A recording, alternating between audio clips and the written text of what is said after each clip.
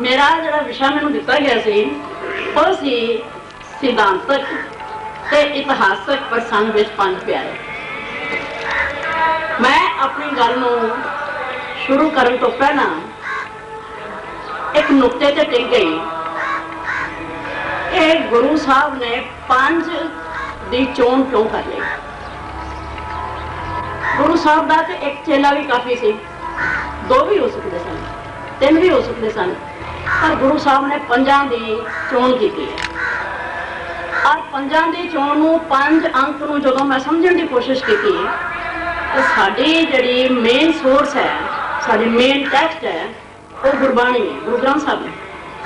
ਉਹਦੇ ਬਾਰੇ ਜਦੋਂ ਤੁਸੀਂ ਆਪਣੀ ਯਾਤਰਾ ਸ਼ੁਰੂ ਕਰੋ ਤਾਂ ਤੁਸੀਂ ਦੇਖੋਗੇ ਉਹਦੇ ਵਿੱਚ ਪੰਚ ਦਾ ਕਨਸੈਪਟ ਮੌਜੂਦ ਹੈ। ਮੈਂ ਅੱਜ ਪੰਚ ਦੀ ਵਿਆਖਿਆ ਵੱਲ ਨਹੀਂ ਜਾ ਰਹੀ। ਔਰ ਕਰਦਿਆਂ ਜਦੋਂ ਮੈਂ ਲੱਭਣ ਦਾ ਯਤਨ ਕੀਤਾ ਤਾਂ ਬੜੀ ਹੈਰਾਨ ਹੋਈ ਕਿ ਪੰਜ ਸ਼ਬਦ ਗੁਰੂ ਗ੍ਰੰਥ ਸਾਹਿਬ ਦੇ ਵਿੱਚ 44 ਪ੍ਰਸੰਗਾਂ ਵਿੱਚ ਆਇਆ ਹੈ। 44 ਵੇ ਪੰਜ ਦੂਤ ਮਤਲਬ ਇਹਨਾਂ ਦੇ ਅਲੱਗ-ਅਲੱਗ ਪ੍ਰਸੰਗਾਂ ਦੇ ਵਿੱਚ ਬੜੀ ਹੈਰਾਨੀ ਹੋਈ ਮੈਨੂੰ ਕਿ ਪੰਜ ਸ਼ਬਦ ਦੀ ਇੰਨੀ ਜ਼ਿਆਦਾ ਦੁਹਰਾਓ इसका कोई कारण होना चाहिए। इसे दे नाल जो गुरबाणी तो अगां वाल तुरे तो लग्या कि भाई वीर सिंह होरां नूं जरा देख लीए कि शायद भाई वीर सिंह होरां तो सानूं कोई सेध मिल जाए क्योंकि तुसीं गुरबाणी की व्याख्या करन लगे। भाई वीर सिंह होरी पंच की व्याख्या करते करते वो सचार वाल जाते हैं। तो जो सचार की गल करते हैं तो सचार विच भी उन्हां पंजां गुणां दा ही वो निहित होना मनदे हैं। सुनन वाला, मनन वाला, गाउण वाला, हुक्म रखाई रहन वाला, मन विच प्यार रखण वाला, इन्हां पंजां गुणां दे उपाय करन वाली कोई भी सचार हो गया। गल इत्थे टिकी नहीं, इस तो अगे आओ। सवाल है जदों गुरु साहब ने पंज दी चोण कीती ते पंज विच गल की सी, मैं फिर उत्ते टिकी होई। मेरी नज़र विच जिहड़ा पंज अंक है ये बीज अंक है, ब्रह्मांड सिरजना का भी और खालसा सिरजना का भी। पंज नूं मैं बीज अंक मन के इसकी व्याख्या शुरू की है। पंज अंक ब्रह्मांड सिरजना विच बीज रूप विच व्यापक है। इसनूं बीज अंक की संज्ञा भी दी जा सकती है। यह ब्रह्मांड सिरजना की मूल मात्रा नूं निश्चित करता है। ब्रह्मांड विच पंज तत्व होंगे। ब्रह्मांड दे विच पंज तत्व ने, पंज तत्वां दे पंज गुण ने। जे उहदे पंज गुण ने ते अगों पंज ज्ञान इंद्रियां ने, पंज ज्ञान इंद्रियां ने, पंज कर्म इंद्रियां ने। जे पंज कर्म इंद्रियां ने ते शरीर दे विच भी पंज अंग ने, जिथे ओ जो ब्रह्मंड है सोई पिंडे ओ पंज तत्व जिहड़े समष्टि रूप च ने वो व्यष्टि रूप विच इस शरीर विच भी मौजूद ने। नतीजा यह निकलिया कि मेरी सारी रिसर्च तो बाद मैनू एक गल की समझ आई कि जिहड़ा पंज है ये पंज ब्रह्मांड और खालसा सिरजना का मूल अंक है। और खालसा सिरजना जिहड़ी है वो ब्रह्मांड मॉडल के ऊपर हुई। ये मेरी मूल स्थापना है कि खालसा दी पंज प्यारियां दी जिहड़ी स्थापना है ये ब्रह्म मॉडल मौजूद है। और ब्रह्म मॉडल जिहड़ा है वो जिहड़ा सृष्टि का संतुलन जिसके द्वारा रखा जा सकता है उहदे विच गुरु साहब ने पंज नूं ही चुनिया। तुहाडा प्रश्न हो सकता है कि गुरु साहब ने पंज ही क्यों चुने। गुरु साहब का जवाब तो गुरु साहब ही जान सकते हैं, लेकिन मैं सिर्फ इन्ना कहनी हाँ कि सानू ये समझ लेना चाहिए कि ब्रह्मांड सिरजना ते खालसा सिरजना विच बीज मॉडल जिहड़ा है वो पंज दा है। ये ब्रह्म मॉडल भी है, ये गुरु मॉडल भी है। ये मेरी पहली स्थापना। हुण मैं अपने परचे दे दूसरे सिरे ते आवांगी। इहदे विच अगला सवाल है कि पंज प्यारियां दा सिद्धांतक संदर्भ की है। पंज प्यारियां दे नाल पंज प्यारियां नूं मूल टेक किस चीज़ दी है। आखिर गुरु साहब ने अपना रूप जो खालसे नूं दे दिता है उन्होंने मूल टेक किहड़ी दिती है। और गुरु नानक साहब के वेले तो ये प्रश्न शुरू हो गए ने, अपरंपर पार ब्रह्म परमेश्वर गुरु नानक मिलिया सोई जियो। उन्होंने अपने गुरु का संकेत गुरु नानक साहब ने खुद दिता है। जो सिद्धा नाल उन्होंने चर्चा हुई उस वेले भी उन्होंने शब्द गुरु का संकेत दे दिता है। कामन मूल कामन मत वेला, कामन गुरु जिसका तू चेला, पवन आरंभ सतगुर मत वेला, शब्द गुरु सुरत तू चेला। हुण सवाल इस गल है, जे यही गल है फिर भी इस पांच प्यारे का रोल कित्थे है? क्योंकि तुसीं उसनूं गुरु मान लिया। गुरु साहब ने साडी परंपरा विच शान साहब का सवाल बड़ा दुरुस्त है कि वो ट्रस्टीज नहीं, वो तो गुरु का रूप नहीं, वो तो गुरु तो लोग ने, गुरु की पदवी को प्राप्त होता है। इस गल अगे चल के असीं जरा रखेंगे। हुण जदों असीं इस गल नूं समझण की कोशिश करने आ तो बड़ी कमाल गल है कि जिहड़ी ये ब्रह्मांड सिरजना है, ब्रह्मांड सिरजना दे विच भी जिहड़ा ब्रह्मणी मॉडल है वो गुरु ते चेले दा है। एका माई जुगत विहाई, अगे कौन ने? तीन चेले प्रमाण, चेले ने उत्थे भी चेले ने। ते जदों गुरु साहब ने साजिया खालसा ते उदों भी की सी? वाह वाह गोबिंद सिंह आपे गुर चेला। इसका मतलब एक गल समझ आई कि शब्द का संबंध गुरु साहबान ने ताकि ब्रह्मांड सिरजना के वेले तो भी ये नाभि है, ये नाभि संसार में जुड़िया, ये बिंदी नाल नहीं जुड़िया। ब्रह्मांड सिरजना भी नाभि है और खालसा भी जड़ा है ये नाभि संतान, इसे करके। और अगली गल जी मैं इस फिर कहना चाहती हूँ वो है कि गुरु साहब ने खालसे के वेले सिरजना वेले इसकी स्पष्टता दी है। शायद गुरु साहब भी इस गल अनुभवते सन कि खालसे ने बड़े किंतु करने हैं। खालसा सियाना सिरज दिता गुरु साहब ने, जिथे खालसे उन्होंने बाहूबल दिता है उसे बुद्धि भी दी है। असीं रोज अरदास विच विवेक दान मंगने हैं और ये विवेकी होने करके इस विवेक का संबंध एक पासे बैराग नाल है, दूजे पासे संसार ज्ञान नाल भी। हुण गुरु साहब ने जो किया है आपन पाओ श्री खालसे कीना, द्वितीय रूप सतगुरु ग्रंथ। गुरु साहब ने स्पष्ट कर दिता है।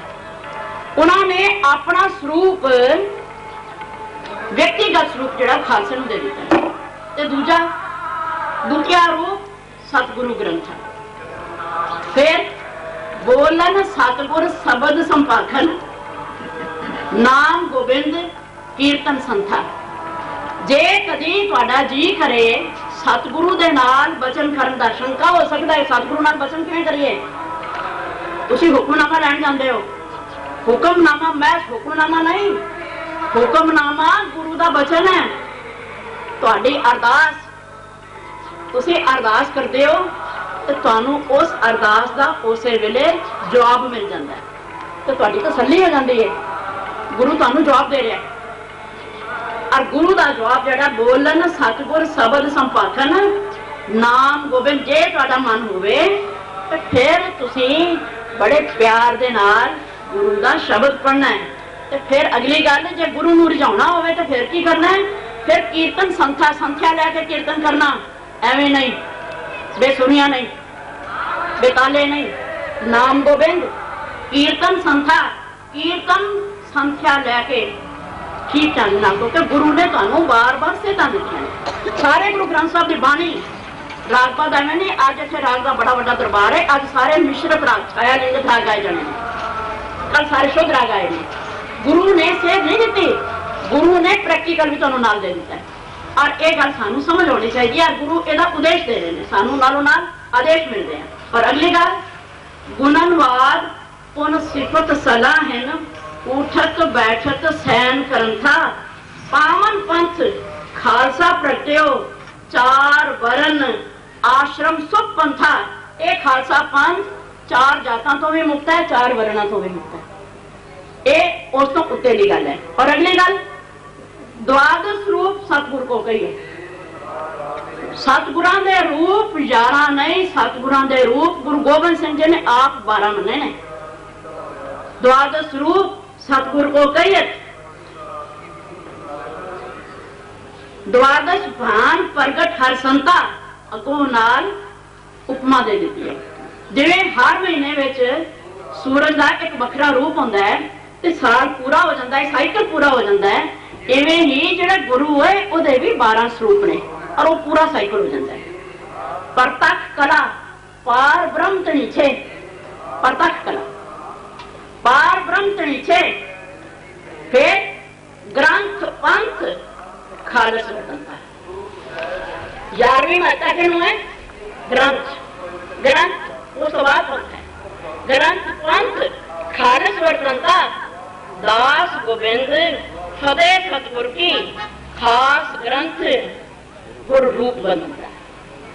ਇਹ ਸਰਬ ਲੋਕ ਗ੍ਰੰਥ ਵਿੱਚ ਦਸਮ ਪਾਤਸ਼ਾਹ ਦਾ ਪੁਨਿਆ ਕੀ ਛੰਦ ਦੇ ਵਿੱਚ ਵਿਸ਼ਣ ਪਤਾ ਹੈ। ਔਰ ਇਹ ਬਾਣੀ ਜਿਹੜੀ ਹੈ, ਇਸ ਬਾਣੀ ਤੋਂ ਸਾਨੂੰ ਇੱਕ ਗੱਲ ਦੀ ਸਪਸ਼ਟਤਾ ਮਿਲ ਜਾਂਦੀ ਹੈ ਕਿ ਜਿਹੜੀ ਪੰਜ ਪਿਆਰਿਆਂ ਦੀ ਸੰਸਥਾ ਹੈ ਜਿਹਦੇ ਬਾਰੇ ਅਸੀਂ ਕੱਲ ਦੇ ਵਿਚਾਰ ਕਰੀ ਜਾ ਰਹੇ ਹਾਂ, ਔਰ ਇਹਦੇ ਵਿੱਚ ਸਾਡੇ ਮਨ ਦੇ ਸ਼ੰਕੇ ਜਾਗਣੇ ਬੜੇ ਚੰਗੇ ਨੇ। ਪ੍ਰਸ਼ਨੋਤਰੀ ਸ਼ੈਲੀ ਦਾ ਮਾਡਲ ਗੁਰੂ ਸਾਹਿਬ ਨੇ ਸਾਨੂੰ ਆਪ ਦਿੱਤਾ ਹੈ। ਪ੍ਰਸ਼ਨ ਉੱਤਰ। ਗੁਰੂ ਸਾਹਿਬ ਨੂੰ ਜਦੋਂ ਸਿੱਧ ਸਵਾਲ ਪੁੱਛਦੇ ਸਨ ਤੇ ਗੁਰੂ ਸਾਹਿਬ ਨੇ ਆਪ ਉਹਦੀ ਤਰਜਮਾਨੀ ਕੀਤੀ, ਰੋਸ ਨਾ ਕੀਜੇ ਉੱਤਰ ਦੀਜੇ। ਰੋਸ ਨਾ ਕਰੋ ਭਾਈ, ਜਵਾਬ ਦਿਓ। ਰੋਸ ਤੁਸੀਂ ਵੀ ਰੋਸ ਵਿੱਚ ਨਾ ਪੁੱਛੋ। ਮੈਂ ਸਿਰਫ ਇਹਨੀ ਬੇਨਤੀ ਕਰਨੀ ਆ, ਤੁਸੀਂ ਵੀ ਰੋਸ ਵਿੱਚ ਨਾ ਪੁੱਛੋ, ਅਸੀਂ ਵੀ ਰੋਸ ਵਿੱਚ ਨਾ ਕੁਛ ਕਹੀਏ। ਆਪਾਂ ਤਾਂ ਬੈਠੇ ਆ ਵਿਚਾਰ ਕਰਨ ਵਾਸਤੇ। ਹੋਏ ਇਕੱਤਰ ਮਿਲੋ ਮੇਰੇ ਭਾਈ, ਤੇ ਅਗਲੀ ਗੱਲ ਦੁਬਦਾ ਦੂਰ ਕਰੋ ਲਿਖਾ। ਇਹ ਥਾਂ ਜਿਹੜੀ ਹੈ ਇੱਥੇ ਤਾਂ ਅਸੀਂ ਪਿਆਰ ਨਾਲ ਬੈਠੇ ਹਾਂ ਇੱਕ ਗੱਲ ਨੂੰ ਸਮਝਣ ਵਾਸਤੇ, ਪਰ ਗੁਰੂ ਸਾਹਿਬ ਨੇ ਸਾਨੂੰ ਇੱਕ ਗੱਲ ਸਮਝਾ ਦਿੱਤੀ ਕਿ ਇਹ ਖਾਲਸਾ ਦਾ ਜਿਹੜਾ ਸਿਧਾਂਤਿਕ ਰੂਪ ਹੈ, ਇਹ ਖਾਲਸਾ ਉਹਦਾ ਰੂਪ ਹੈ। ਤੇ ਜਦੋਂ ਇਹ ਉਹਦਾ ਰੂਪ ਹੈ ਤੇ ਹੁਣ ਸਵਾਲ ਹੈ ਕਿ ਅੱਜ ਸਾਡੀ ਜਿਹੜੀ ਪ੍ਰੋਬਲਮ ਆ ਗਈ, ਅੱਜ ਖਾਲਸਾ ਕਿੱਥੇ ਹੈ? ਅੱਜ ਪੰਜ ਪਿਆਰਿਆਂ ਦੀ ਜਿਹੜੀ ਹੋਂਦ ਹੈ ਉਹ ਸਾਡੇ ਸ਼ੰਕਾਲੂ ਦ੍ਰਿਸ਼ਟੀ ਦੀ ਸ਼ਿਕਾਰ ਹੈ। ਕੱਲ ਵੀ ਮੈਂ ਇਹ ਗੱਲ ਬੜੀ ਖੁੱਲ੍ਹ ਕੇ ਕਹਿਣੀ ਚਾਹੀ ਸੀ, ਅੱਜ ਵੀ ਕਹਿ ਰਹੀ ਹਾਂ, ਪਰ ਇਸੇ ਗੱਲ ਨੂੰ ਜ਼ਰਾ ਅੱਗੇ ਚੱਲ ਕੇ ਮੈਂ ਅਜੇ ਕੋਈ ਫੈਸਲਾ ਨਹੀਂ ਕਰ ਰਹੀ। ਅਜੇ ਇਹਨੂੰ ਪਹਿਲੇ ਅਸੀਂ ਦੇਖ ਲਈਏ ਤੇ ਫਿਰ ਕਰਨੇ ਹੈਗਾ। ਜਿਹੜਾ ਖਾਲਸਾ ਹੈ, ਇੱਕ ਪਾਸੇ ਗੁਰੂ ਸਾਹਿਬ ਨੇ ਉਹਦੇ ਦੋ ਰੂਪ ਸਪਸ਼ਟ ਕਰ ਦਿੱਤੇ ਪੰਜ ਪਿਆਰਿਆਂ ਨੇ। ਇੱਕ ਤਾਂ ਗੁਰੂ ਗ੍ਰੰਥ ਸਾਹਿਬ ਆ ਗਏ ਤੇ ਜਿਹੜੀ ਖਾਲਸਾ ਸਮਾਜਿਕ ਰਹਿਤ ਬਹਿਤ ਹੈ ਉਹ ਉਹਨਾਂ ਨੇ ਦੇ ਦਿੱਤੀ ਪੰਜ ਪਿਆਰਿਆਂ ਨੂੰ। ਤੇ ਜਦੋਂ ਪੰਜ ਪਿਆਰਿਆਂ ਨੂੰ ਦੇ ਦਿੱਤੀ ਤੇ ਇਹਦੇ ਨਾਲ ਜਿਹੜੀ ਸਭ ਤੋਂ ਵੱਡੀ ਖੂਬਸੂਰਤ ਗੱਲ ਹੋਈ ਉਹ ਇਹ ਹੋਈ ਕਿ ਦਸਮ ਗ੍ਰੰਥ ਤੋਂ ਬਾਅਦ ਸਿੱਖ ਸੰਗਤ ਦੇ ਸਾਹਮਣੇ ਦੋ ਹੋਂਦਾਂ ਮੌਜੂਦ ਹੋ ਗਈਆਂ। ਇੱਕ ਸੀ ਗੁਰੂ ਗ੍ਰੰਥ ਸਾਹਿਬ ਤੇ ਦੂਸਰੀ ਪੰਜ ਪਿਆਰਿਆਂ ਦੀ ਹੈਸੀਅਤ ਵਿੱਚ ਪੰਥ ਖਾਲਸਾ। ਸ਼ਬਦ ਗੁਰੂ ਅਧਿਆਤਮਕ ਅਗਵਾਈ ਕਰਨ ਵਾਲੇ ਹੋਣਗੇ ਤੇ ਪੰਜ ਪਿਆਰੇ ਸਮਾਜਿਕ ਵਰਤ ਵਰਤਾਅ ਵਿੱਚ ਰਹਿਨੁਮਾਈ ਕਰਨਗੇ। ਗੁਰੂ ਘਰ ਆਰੰਭ ਤੋਂ ਲੋਕਤੰਤਰੀ ਸੋਚ ਦਾ ਹਾਮੀ ਰਿਹਾ। ਪੰਜ ਹੀ ਪੰਚਾਇਤ ਦੇ ਮੁਖੀ ਅਖਵਾਏ। ਇਹੋ ਕਾਰਨ ਹੈ ਗੁਰੂ ਘਰ ਵਿੱਚ ਸਮੇਂ-ਸਮੇਂ ਤਬਦੀਲੀ ਆਈ। ਗੁਰੂ ਨਾਨਕ ਰਾਜ ਇੱਕ ਪੁਰਖੀ ਰਾਜ ਤੋਂ ਪੰਚਾਇਤੀ ਰਾਜ ਦੀ ਸਿੱਧੇ ਨਿਕਲੇ। ਇਹ ਜਿਹੜੇ ਪੰਜ ਪਿਆਰਿਆਂ ਦੀ ਗੱਲ ਇੱਥੇ ਸ਼ੁਰੂ ਹੋਈ। ਸਿੱਖ ਪੰਥ ਵਿੱਚ ਪੰਜਾਂ ਦਾ ਹੁਕਮ ਸਰਵੋੱਚ ਪਦਵੀ ਨੂੰ ਪ੍ਰਾਪਤ ਹੋਇਆ। ਇੱਕ ਪੁਰਖੀ ਅਗਵਾਈ ਤੋਂ ਅਨੇਕਾਂ ਖਤਰੇ ਹੋ ਸਕਦੇ ਨੇ, ਮਨ ਆਈ ਅਵਗਿਆ ਹੋ ਸਕਦੀ ਸੀ, ਪਰ ਜਦੋਂ ਪੰਜ ਪੁਰਖੀ ਫੈਸਲੇ ਦਾ ਵਿਧਾਨ ਲਾਗੂ ਹੋ ਗਿਆ ਤਾਂ ਲੰਬਾ ਅਰਸਾ ਖਾਲਸਾ ਪੰਥ ਇਹਨਾਂ ਕਦਰਾਂ ਕੀਮਤਾਂ ਦਾ ਧਾਰਨ ਰਿਹਾ। ਗੁਰਮਤਾ ਤੇ ਸਰਬੱਤ ਖਾਲਸਾ ਦੋ ਅਜਿਹੀਆਂ ਸੰਸਥਾਵਾਂ ਸਾਡੇ ਸਾਹਮਣੇ ਆਈਆਂ ਕਿ ਖਾਲਸਾ ਪੰਥ ਸੰਕਟ ਵਿੱਚ ਜੂਝਦਾ ਰਿਹਾ, ਪਰ ਕਿਸੇ ਵੀ ਹਾਲਤ ਵਿੱਚ ਖਾਲਸਾ ਪੰਥ ਨਾ ਗੁਰਮਤੇ ਤੋਂ ਨਾਬਰ ਹੋਇਆ ਨਾ ਸਰਬੱਤ ਖਾਲਸਾ। ਇਹਦੇ ਪਿੱਛੇ ਜਿਹੜੀ ਸੋਚ ਕੰਮ ਕਰ ਰਹੀ ਸੀ ਉਹ ਪੰਚਾਇਤੀ ਸੋਚ ਕੰਮ ਕਰ ਰਹੀ ਸੀ, ਲੋਕਤਾਂਤਰਿਕ ਸੋਚ ਉਸ ਵੇਲੇ ਕੰਮ ਕਰ ਰਹੀ ਸੀ। ਇੱਥੇ ਇੱਕ ਹੋਰ ਨੁਕਤਾ ਵੀ ਸਮਝਣ ਵਾਲਾ ਹੈ। ਪੰਜ ਪਿਆਰੇ ਤੇ ਗੁਰਮਤਾ ਸਰਬੱਤ ਖਾਲਸਾ, ਇਹਨਾਂ ਸਾਰਿਆਂ ਦੀ ਹੋਂਦ ਗੁਰੂ ਗ੍ਰੰਥ ਸਾਹਿਬ ਤੋਂ ਵੱਖਰੀ ਹੈ ਜਾਂ ਗੁਰੂ ਗ੍ਰੰਥ ਸਾਹਿਬ ਦੇ ਤਾਬਿਆਂ ਨਾਲ। ਇਹ ਗੱਲ ਜਦੋਂ ਸਿੱਖ ਜੰਗਾਂ ਵਿੱਚ ਰਹਿੰਦੇ ਸਨ ਉਸ ਵੇਲੇ ਵੀ ਇਤਿਹਾਸ ਇਸ ਗੱਲ ਦਾ ਸਾਖੀ ਹੈ ਕਿ ਗੁਰਮਤੇ ਹਮੇਸ਼ਾ ਗੁਰੂ ਸਾਹਿਬ ਦੀ ਹਜ਼ੂਰੀ 'ਚ ਹੋਏ ਨੇ। ਸਰਬੱਤ ਖਾਲਸਾ ਵੀ ਗੁਰੂ ਦੀ ਹਜ਼ੂਰੀ 'ਚ ਹੋਇਆ ਔਰ ਖਾਲਸੇ ਨੂੰ ਗੁਰੂ ਦੀ ਤਾਬਿਆ ਰਹਿਣ ਦਾ ਹੁਕਮ ਹੈ। ਇਹ ਬੜੀ ਇੱਕ ਤੁਹਾਡੇ ਵਾਸਤੇ ਤੁਸੀਂ ਉਹਨੂੰ ਕੰਟਰੋਵਰਸ਼ੀਅਲ ਗੱਲ ਵੀ ਕਹਿ ਸਕਦੇ ਹੋ। ਇੱਕ ਪਾਸੇ ਤੇ ਪੰਜ ਪਿਆਰਿਆਂ ਨੂੰ ਗੁਰੂ ਨੇ ਗੁਰੂ ਤੋਂ पदवी दे दी, लेकिन स्वतंत्र उन्होंने भी नहीं किया, वो भी गुरु की ताबिया रहणगे। पांच प्यारे गुरु की ताबिया रह के गुरु का हुक्म मनणगे तां गुरु रूप ने। पांच प्यारे कल्ले किधरे थां से खड़े कर दियो, तुसीं कह दो जो गुरु तोड़ने ना, गुरु गोबिंद सिंह आप कह रहे। आपां टैक्सट वेखीए ना, ਅਸੀਂ बाहर ना जाइए, ਅਸੀਂ टैक्सट वेख के गल करने। ज्ञानी ज्ञान सिंह ने इसे गल का खुलासा करते हुए लिखा कि जदों गुरु साहब परलोक गमन करन लगे तो प्रश्न होया होना, संगत को लड़ कौन के ला चले गुसाई, बिने दीनता सुनकर गुरु एम गिरा इलाई, आप हम सो गुरु थाप है जो सुध उजारी, अजर अमर अखंड रह सद पर उपकार। वेद पक्ष बिन सर्व को वांछित फल दे हैं, एम कहे गुरु ग्रंथ का प्रकाश करे हैं। पैसे 5 नरेल है इस अगर टिकायो, कर पर कर्मा गुरु की निज मास चुकायो। गुरु ग्रंथ को गुरु थाप्यो, उनका बटवायो, श्री मुख दे सब सिखन को ये हुक्म सुनायो। ਇਹਦੇ ਨਾਲ ਹੀ ਅਗਲੀ ਗੱਲ ਜਿਹੜੀ ਇਹ ਗੱਲ ਗੁਰੂ ਸਾਹਿਬ ਨੇ ਆਪ ਸਪਸ਼ਟ ਕਰ ਦਿੱਤੀ। ਇਹਦੇ ਵਿੱਚ ਜਦੋਂ ਉਹਨਾਂ ਨੇ ਆਪ ਗੁਰਿਆਈ ਗੱਦੀ ਦੇ ਦਿੱਤੀ ਤੇ ਸਾਡੀ ਗੱਲ ਸਪਸ਼ਟ ਹੋ ਗਈ, ਤੇ ਨਾਲ ਹੀ ਇਹ ਵੀ ਗੱਲ ਕਲੀਅਰ ਹੋ ਗਈ ਕਿ ਖਾਲਸਾ ਪੰਥ ਗੁਰੂ ਦੀ ਤਾਬਿਆ ਰਹਿ ਕੇ ਕੰਮ ਕਰੇਗਾ। ਇਹਦੇ ਵਿਚਕਾਰ ਉਹਨਾਂ ਨੇ ਕੋਈ ਸ਼ੰਕਾ ਨਹੀਂ ਰਹਿਣ ਦਿੱਤਾ। ਹੁਣ ਸਵਾਲ ਹੈ, ਜਿੱਥੇ ਅਸੀਂ ਸਿਧਾਂਤ ਦੀ ਗੱਲ ਨੂੰ ਸਮਝਦੇ ਹਾਂ, ਉੱਥੇ ਤੁਸੀਂ ਜ਼ਰਾ ਇਤਿਹਾਸ ਨੂੰ ਵੇਖੀਏ।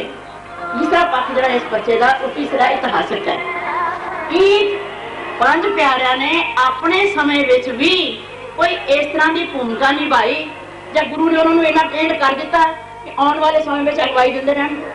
ये गल समझने वाली, ये गल मेरे तो पहले रिपीट हो चुकी कि गुरु नानक साहब के नाल 5 सिख रहिंदे सन, गुरु अंगद गुरु अर्जन देव जी को रहे, 9वें गुरु को रहे, 10वां पातशाह को रहे। मैं उस गल नूं रिपीट नहीं कर रही। एक गल जी साडे वास्ते समझण वाली है, वो ये कि पंज प्यारिया ने गुरु साहब दे वेले एक खास तरह की भूमिका निभाई है। ये बहुत सारा कुछ लिखा हुआ है, तो वो तुम सारे आपे पढ़ लेना। मैनू प्रधान साहब का भी ख्याल है, तो अपना भी थोड़ा जिहा ख्याल है, तो तुहाडी जन्म शक्ति का भी थोड़ा जिहा ख्याल है। तो असीं हुण काहले पै गए। 2-3 गल्लां जिहड़ियां ने वो गुरु साहब दे वेले उन्हां दे सामने आई। ये तो गल साडे सारिਆਂ वास्ते स्पष्ट है कि 2 बार सिखा ने गुरु साहब नूं तनख्वाह लाई है। अब किन्हां ने लाई है? लाई किन्हां ने? साधारण सिख ने। हर बार एक पंज प्यारा सी उहदे भाई मान सिंह। पहली तनख्वाह जदों लगी है तो किया उन्होंने की सी भी एक कबर की उपमा कहते कि भी कबर बड़ी सोहनी बनी है, तो कहने कि महाराज तुसीं तो कहंदे रहे कबर की गल नहीं करनी, तुसीं कीती है। गुरु साहब हस पे, कहने कि सिखा फिर ला दे तनख्वाह। कहने जी लाती किन्ने जी, दिओ 5 रुपए। उन्हें 5 गमले देते, गल मुके।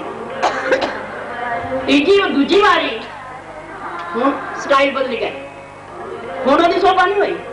हुण उन्होंने अपने तीर दे नाल उहनूं बंदगी कर, जदों उहनूं तीर दे नाल नमस्कार कीती है, हुण सिख फिर पड़ के हुण कौन बंदा है? सोचो जरा, ये 5 प्यारे जिहड़े ने इन्हां नूं आपन पाओ गुरु खालसे की ना, जिन्होंने उन्होंने अपना रूप बनाया, उन्होंने बड़ा पुख्ता किया है, अपने जमाने किया है। किसी बाद में नहीं छड्ड के गए को होर कर देगा, किया है। और उस वेले वो फिर तनख्वाह ना 2 बारी लगी।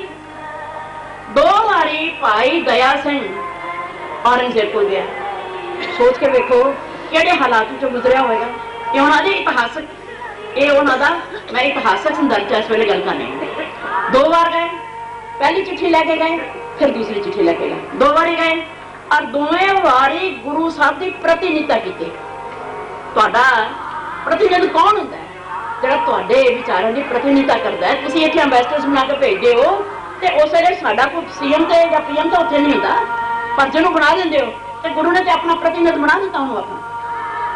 और तीसरी गल, जदों उच्च दे पीर दे वेले संकट की गल है, और संकट की रात है, तो जदों उत्थे सर्चिंग हो रही है, बादशाह की जी फौज फैली हुई है और उस वेले उच्च दे पीर दा विच जिहड़ा डोला है उत्थे पहले कौन बैठा है? गुरु गोबिंद सिंह।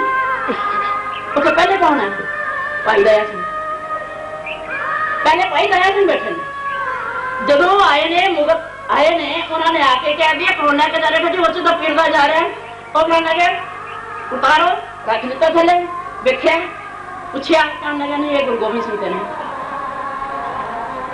एक कष्ट मान लो उस वेले भाई दया सिंह जे फड़िया जाए तो उन्हें की हो सकता है? निरपै।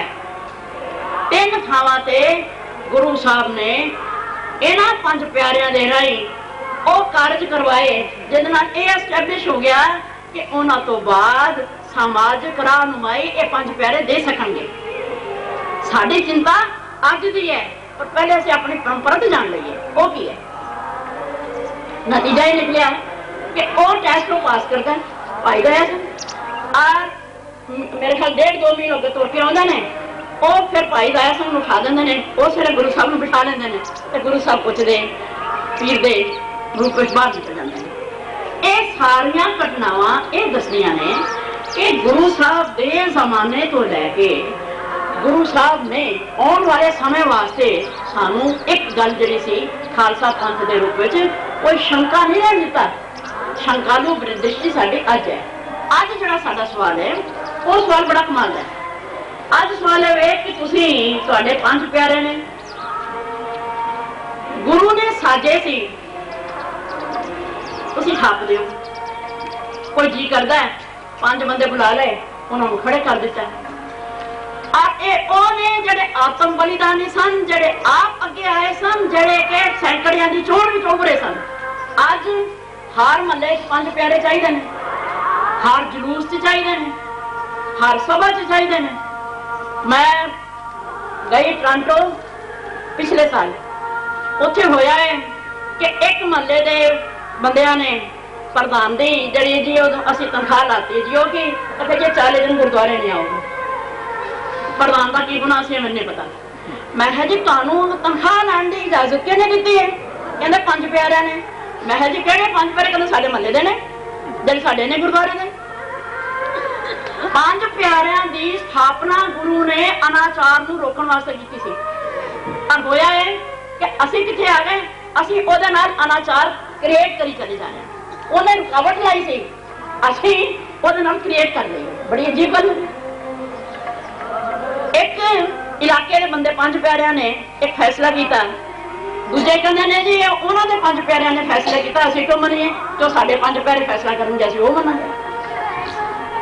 सानू इस वेले अज 5 प्यारिਆਂ दी गल नूं सोचण लग्या ये सोचो कि असीं 5 प्यारिਆਂ दी पदवी बरकरार किवें रखनी है और 5 प्यारिਆਂ दी हक अधिकार की सीमा कित्थे बननी है। हर आदमी 5 प्यारा हो सकता है या नहीं? 5 प्यारिਆਂ दी ओदी जीवन कित्थे है? ओदी जीवन रह कित्थे है?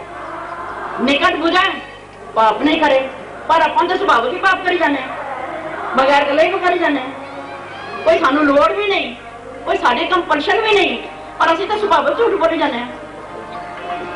ਇਹ ਗੱਲ ਜਿਹੜੀ ਹੈ ਅੱਜ ਜਿਹੜਾ ਜਿਸ ਸੰਦਰਭ ਵਿੱਚ 5 ਪਿਆਰਿਆਂ ਦੀ ਲੋੜ ਹੈ ਤੁਹਾਨੂੰ ਆਪਾਂ ਪਰੰਪਰਾ ਨੂੰ ਪਛਾਣੀਏ इतिहास नूं जानिए कि अज असीं बैठ के ये विचार करिए कि 5 प्यारिਆਂ की गल तो आपां साडी प्रॉब्लम एक हुंदी है एंटी अथॉरिटी एटीट्यूड।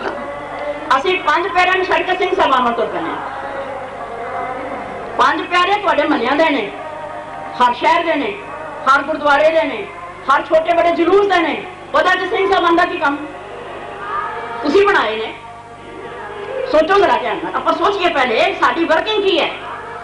असीं उन्हां 5 प्यारिਆਂ नूं छड्ड दिंदे आ ते जिहड़ा वो बंदा बैठा ने सीट ते दी हाईएस्ट पर्सन साडा निशाना वो बन जांदा है।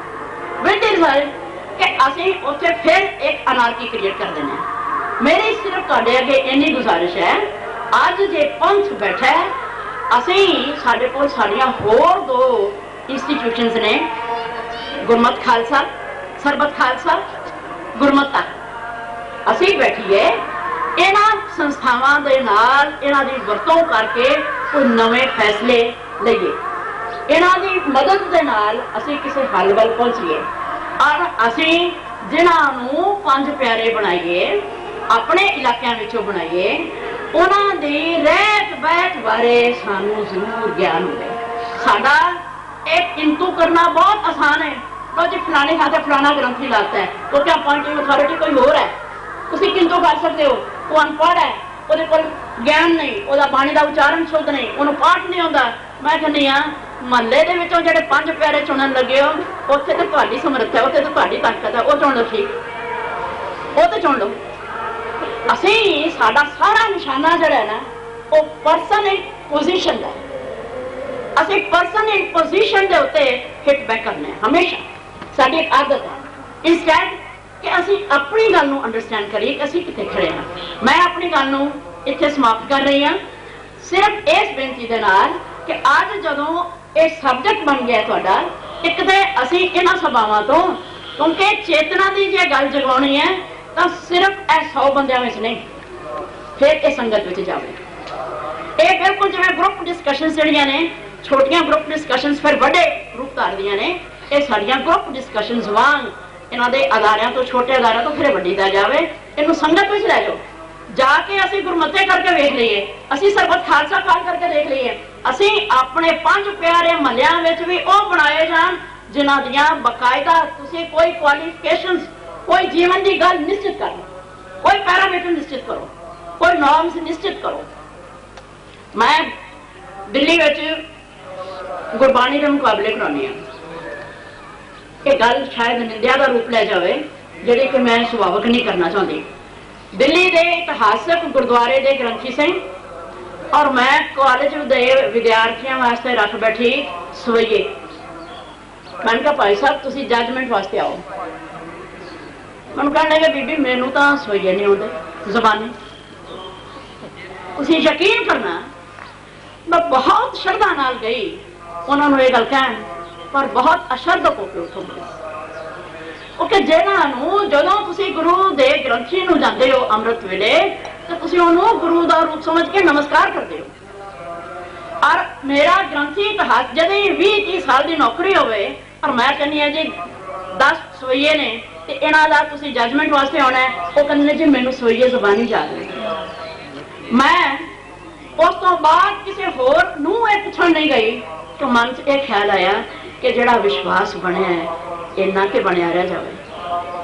फिर मैं वो टीचर्स लभे डिविनिटी दे कि जिहड़े गुटके की मदद नाल वो कॉम्पीटिशन हो सकते सन, पर मैं उस तो बाद अपने टीचर्स नूं इस गल वास्ते पई कि तुसीं क्यों नहीं 10 पौड़ियां याद कर सकते भाई, 10 वजे तुहानूं क्यों याद ना हो। मैं कहा वो बाणी नहीं रखांगे जिहड़ियां तुहानूं याद नहीं। ये गल जिहड़ी है ना जिन्नी देर तक असीं निज तो पर वल नहीं जावांगे साडे विच सुधार नहीं आउण लगा। इन्हां शब्दां नाल मैं अपनी गल समाप्त कर रही हाँ। वाहिगुरू जी का खालसा वाहिगुरू जी की फतेह। गुरबाणी के आधार पर उन्होंने पहला तो जो फिलोसॉफिक कॉन्टेक्स्ट है पंज प्यारे की उसका जिक्र करदे हुए जिहड़ी महत्ता है गुरु ग्रंथ गुरु पंथ की उसकी व्याख्या की थी। फिर उन्होंने हिस्टोरिकल कॉन्टेक्स्ट लैके उसके विच गुरु साहब के अपने समय दे विच पंज प्यारियां दी रोल किस किस्म की रही, किस किस्म की क्वालिटीज़ के आधार पर, और फिर तीसरा पक्ष मेरा ख्याल पेपर का जिहड़ा वो बड़ा इंपॉर्टेंट है। ये सुजैसट कर रहे हैं भी ये सारी की सारी सोच विचार की इंप्लीकेशन साडी अज की सिचुएशन लई की बनती है। सो ये तिन्ना पक्षां ते सवाल हो सकते हैं, कोई कॉमेंट हो सकती है। ये पेपर हुण डिस्कशन वास्ते ओपन है।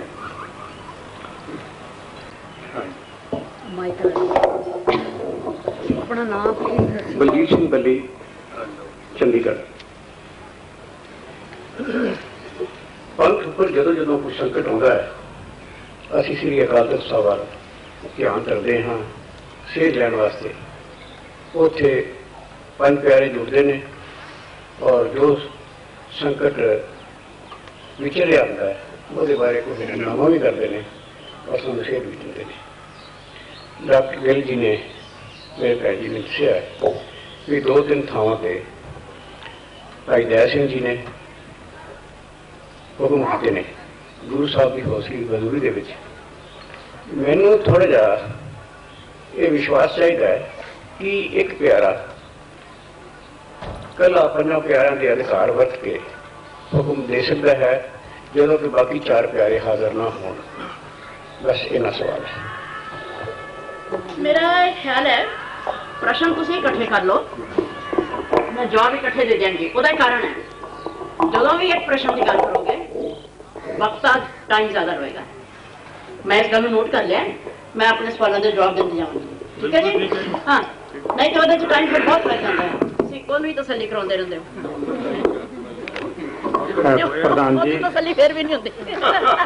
ਅਗਲੀ ਗੱਲ ਹੈ ਇਹ ਅਸੀਂ ਡਾਕਟਰ ਵੈਦ ਸਿੰਘ ਨੂੰ ਵੀ ਪੁੱਛਿਆ ਸੀ, ਉਹਨਾਂ ਦਾ ਚੋਇਸ ਇਹ ਸੀਗਾ ਵੀ ਨਾਲ ਦੀ ਨਾਲ ਜਵਾਬ ਦੇਈ ਜਾਣਾ। ਡਾਕਟਰ ਮਹਿੰਦਰ ਕੌਰ ਦਾ ਹੈਗਾ ਕਿ ਵੀ ਸਾਰੇ ਸਵਾਲ ਆ ਜਾਣ ਤਾਂ ਉਸ ਤੋਂ ਬਾਅਦ ਇਹ ਜਵਾਬ ਦੇਣਗੇ। ਅਸੀਂ ਸਪੀਕਰ ਦੀ ਗੱਲ ਮੰਨ ਲੈਂਦੇ ਹਾਂ ਦੋਨਾਂ ਦੀ। ਜੇ ਸਮਾਂ ਫਿਰ ਵੀ ਬਚਿਆ ਤਾਂ ਸ਼ਾਇਦ ਸੈਕੰਡ ਰਾਊਂਡ ਵੀ 1-2 ਸਵਾਲਾਂ ਦਾ ਹੋ ਸਕਦਾ, ਪਰ ਅਸੀਂ ਇਸ ਤਰੀਕੇ ਨਾਲ ਸ਼ੁਰੂ ਕਰ ਲੈਂਦੇ ਹਾਂ। ਪਹਿਲਾ ਸਵਾਲ ਡਾਕਟਰ ਬੱਲੀ ਹੋਣਾ ਦਾ ਹੈ, ਅਗਲਾ ਜਿਹੜਾ ਕੋਈ ਪੁੱਛਣਾ ਚਾਹੁੰਦੇ ਹੋਣ। ਪ੍ਰਧਾਨ ਜੀ, ਮੇਰਾ ਵੀ ਇਹੀ ਪ੍ਰਸ਼ਨ ਹੈ ਮੈਂ ਕਿ ਇੱਕ ਵਿਅਕਤੀ ਜਾਂ ਇੱਕ ਪਿਆਰਾ ਜਿਹੜਾ ਹੈ ਉਹ ਗੁਰੂ ਰੂਪ ਹੋ ਕੇ ਪੰਜਾਂ ਦਾ ਅਧਿਕਾਰੀ ਹੈ ਜਾਂ ਪੰਜਾਂ ਦੀ ਜਿਹੜੀ ਗੱਲ ਜਿਹੜੀ ਹੈ ਉਹ ਇਕੱਲਾ ਜਿਹੜਾ ਕਰ ਸਕਦਾ ਹੈ ਜਾਂ ਨਹੀਂ। ਕੋਈ ਸਾਨੂੰ ਇਤਿਹਾਸਕ ਤੌਰ ਤੇ ਕੋਈ ਹੋਰ ਇਸ ਤੋਂ ਇਲਾਵਾ ਜਿਹੜਾ ਪ੍ਰਮਾਣ ਜਿਹੜਾ ਮਿਲਦਾ ਕਿ ਨਹੀਂ। ਦੂਸਰੀ ਗੱਲ ਇਹ ਹੈ ਕਿ ਵਿਦਵਾਨ ਵਕਤਾ ਨੇ ਗੱਲ ਕਹੀ ਸੀ ਕਿ ਪੰਜਾਂ ਦੀ ਜਿਹੜੀ ਚੋਣ ਇਸ ਕਰਕੇ ਹੈ ਕਿ ਪੰਜ ਜਿਹੜਾ ਅੰਕ ਜਿਹੜਾ ਉਹ ਮੂਲ ਅੰਕ ਹੈ, ਤੇ ਜਿਹੜਾ ਪੰਜਾਂ ਪਿਆਰਿਆਂ ਦਾ ਜਾਂ ਖਾਲਸੇ ਦਾ ਜਿਹੜਾ ਮਾਡਲ ਹੈ ਉਹ ਬ੍ਰਹਮੰਡੀ ਮਾਡਲ ਹੈ, ਕਾਸਮਿਕ ਹੈ। ਮੈਨੂੰ ਇਉਂ ਲੱਗਦਾ ਹੈ ਕਿ ਥਿਓਲੋਜੀਕਲੀ ਜਿਹੜੀ ਹੈ ਗੱਲ ਉਹ ਸਾਰੇ ਬ੍ਰਹਮੰਡ ਦੀ ਜਦੋਂ ਹੋਂਦ ਇੱਕ ਤੋਂ ਹੈ, ਸਾਰੇ ਬ੍ਰਹਮੰਡ ਦੀ ਹੋਂਦ ਜਿਹੜੀ ਆ ਉਹ ਇੱਕ ਤੋਂ ਹੈ, ਤਾਂ ਫਿਰ ਅਸੀਂ ਇਹ ਕਿਵੇਂ ਕਹਿ ਸਕਦੇ ਹਾਂ ਕਿ ਇਹ ਜਿਹੜਾ ਹੈ ਉਹ ਬ੍ਰਹਮੰਡੀ ਅੰਕ ਹੈ। ਮੈਨੂੰ ਤੇ ਉਹ ਲੱਗਦਾ ਵੀ ਜਿਹੜਾ ਇੱਕ ਅੰਕ ਹੈ ਜਿਹੜਾ ਕਿ ਗੁਰੂ ਨਾਨਕ ਸਾਹਿਬ ਨੇ ਆਰੰਭ ਵਿੱਚ ਵਰਤਿਆ ਹੈ ਉਹ ਮੂਲ ਅੰਕ ਹੈ, ਤੇ ਉਸ ਤੋਂ ਹੀ ਸਾਰੀ ਜਿਹੜੀ ਹੈ ਉਹ ਉਤਪਤੀ ਹੋਈ ਹੈ। ਉਹਨੂੰ ਕਿਸੇ ਰੂਪ ਦੇ ਵਿੱਚ ਅਸੀਂ ਲੈ ਲਈਏ ਤੇ ਇਹ ਫਿਰ ਅਸੀਂ ਕਿਵੇਂ ਥਿਓਲੋਜੀਕਲੀ ਇਹ ਗੱਲ ਕਿਵੇਂ ਮੰਨਾਂਗੇ ਗੁਰਬਾਣੀ ਦੇ ਆਧਾਰ ਤੇ ਕਿ ਇਹ ਪੰਜ ਜਿਹੜਾ ਹੈ ਉਹ ਮੂਲ ਅੰਕ ਹੈ ਜਾਂ ਸਿਰਜਣਾਤਮਕ ਜਿਹੜਾ ਹੈ ਉਹ ਅੰਕ ਹੈ। ਇੱਕ ਗੱਲ ਹੋਰ ਕਿ ਇਸ ਤੋਂ ਪਹਿਲਾਂ ਵੀ ਗੱਲ ਕਹੀ ਗਈ ਸੀਗੀ, ਮੈਡਮ ਨੇ ਵੀ ਇਹ ਗੱਲ ਜਿਹੜੀ ਹੈ ਕਹੀ ਹੈ ਕਿ ਇੱਕ ਥਾਂ ਅਸੀਂ ਕਹਿੰਦੇ ਹਾਂ ਕਿ ਪੰਜ ਜਿਹੜੇ ਹਨ ਗੁਰੂ ਰੂਪ ਹਨ, ਫਿਰ ਅਸੀਂ ਕਹਿੰਦੇ ਹਾਂ ਕਿ ਪੰਜ ਜਿਹੜੇ ਹਨ ਉਹ ਗੁਰੂ ਦੇ ਪ੍ਰਤੀਨਿਧ ਹਨ। ਕਿ ਗੁਰੂ ਰੂਪ ਹੋਣਾ ਤੇ ਗੁਰੂ ਹੋਣਾ, ਫਿਰ ਅਸੀਂ ਇਹ ਕਹਿੰਦੇ ਹਾਂ ਕਿ ਉਹਨਾਂ ਨੂੰ ਗੁਰਗੱਦੀ ਬਖਸ਼ੀ, ਪੰਥ ਨੂੰ ਜਿਹੜੀ ਹੈ ਜਾਂ ਪੰਜਾਂ ਪਿਆਰਿਆਂ ਦੇ ਸਰੂਪ ਦੇ ਵਿੱਚ ਜਿਹੜੇ ਗੁਰਗੱਦੀ ਬਖਸ਼ੀ ਜਿਹੜੀ ਹੈ ਕਿ ਕੀ ਜਿਹੜਾ ਹੈ ਕਿ ਜਿਵੇਂ ਭਾਈ ਸਾਹਿਬ ਭਾਈ ਗੁਰਦਾਸ ਜੀ ਕਹਿੰਦੇ ਨੇ ਕਿ ਗੁਰੂ ਨਾਨਕ ਅਕਾਲ ਰੂਪ ਦੇ ਹਨ, ਅਕਾਲ ਨਹੀਂ ਹਨ। ਆਪ ਪਰਮੇਸ਼ਰ ਜਾਂ ਵਾਹਿਗੁਰੂ ਮਤਲਬ ਅਲਟੀਮੇਟ ਰਿਐਲਿਟੀ ਨਹੀਂ ਹਨ, ਉਹਨਾਂ ਦਾ ਰੂਪ ਹਨ। ਇਸੇ ਤਰ੍ਹਾਂ ਪੰਜਾਂ ਪਿਆਰਿਆਂ ਦੇ ਪ੍ਰਸੰਗ ਵਿੱਚ ਅਤੇ ਗੁਰੂ ਦੇ ਪ੍ਰਸੰਗ ਵਿੱਚ ਅਸੀਂ ਮਤਲਬ ਐਗਜ਼ੈਕਟਲੀ ਉਹਨਾਂ ਨੂੰ ਕੀ ਕਹਾਂਗੇ। ਤੇ ਇਹਦੇ ਨਾਲ ਮੈਂ ਇਹ ਗੱਲ ਕਹਿਣੀ ਚਾਹਾਂਗਾ ਕਿ ਜਿਹੜਾ ਪੰਜ ਪਿਆਰੇ ਹਨ ਜਾਂ ਪੰਜਾਂ ਪਿਆਰਿਆਂ ਦੀ ਸੰਸਥਾ ਜਿਹੜੀ ਕਾਇਮ ਹੋਈ ਹੈ, ਇੱਕ ਤੋਂ ਪੰਜ ਦਸਵੇਂ ਪਾਤਸ਼ਾਹ ਤੱਕ ਗੁਰੂ ਵਿਅਕਤੀ ਸਭ ਕੁਝ ਕਰਦੇ ਰਹੇ ਨੇ, ਔਰ ਇਸੇ ਕਰਕੇ ਕੋਈ ਜਿਹੜਾ ਹੈ ਉਹ ਸਰਬੱਤ ਖਾਲਸਾ ਬੁਲਾਉਣ ਦੀ ਲੋੜ ਨਹੀਂ ਪਈ, ਕੋਈ ਗੁਰਮਤਾ ਕਰਨ ਦੀ ਲੋੜ ਨਹੀਂ ਪਈ। ਸਾਰੀਆਂ ਪ੍ਰੋਬਲਮ ਜਿਹੜੀਆਂ ਗੁਰੂ ਆਪ ਨੇ ਨਜਿੱਠਦਾ ਰਿਹਾ, ਇਹ ਇਸ ਤੋਂ ਬਾਅਦ ਡਿਵੈਲਪਮੈਂਟ ਜਿਹੜੀ ਹੈ ਬਾਅਦ ਚ ਹੋਈ ਹੈ। ਤੇ ਇਹ ਜਿਹੜੀ ਗੱਲ ਜਿਹੜੀ ਕਹੀ ਗਈ ਹੈ ਕਿ ਇਹ ਕਿਸ ਰੂਪ ਦੇ ਵਿੱਚ ਕਹੀ ਗਈ ਹੈ, ਗੁਰੂ ਦੇ ਦੋ ਮੁੱਖ ਥਿਓਲੋਜੀਕਲ ਜਿਹੜੇ ਦੋ ਰੂਪ ਹਨ ਜੋ ਸਿਧਾਂਤਕ ਤੌਰ ਤੇ ਹਨ, ਸਮੁੱਚੇ ਤੌਰ ਤੇ ਜੋਤ ਤੇ ਜੁਗਤ।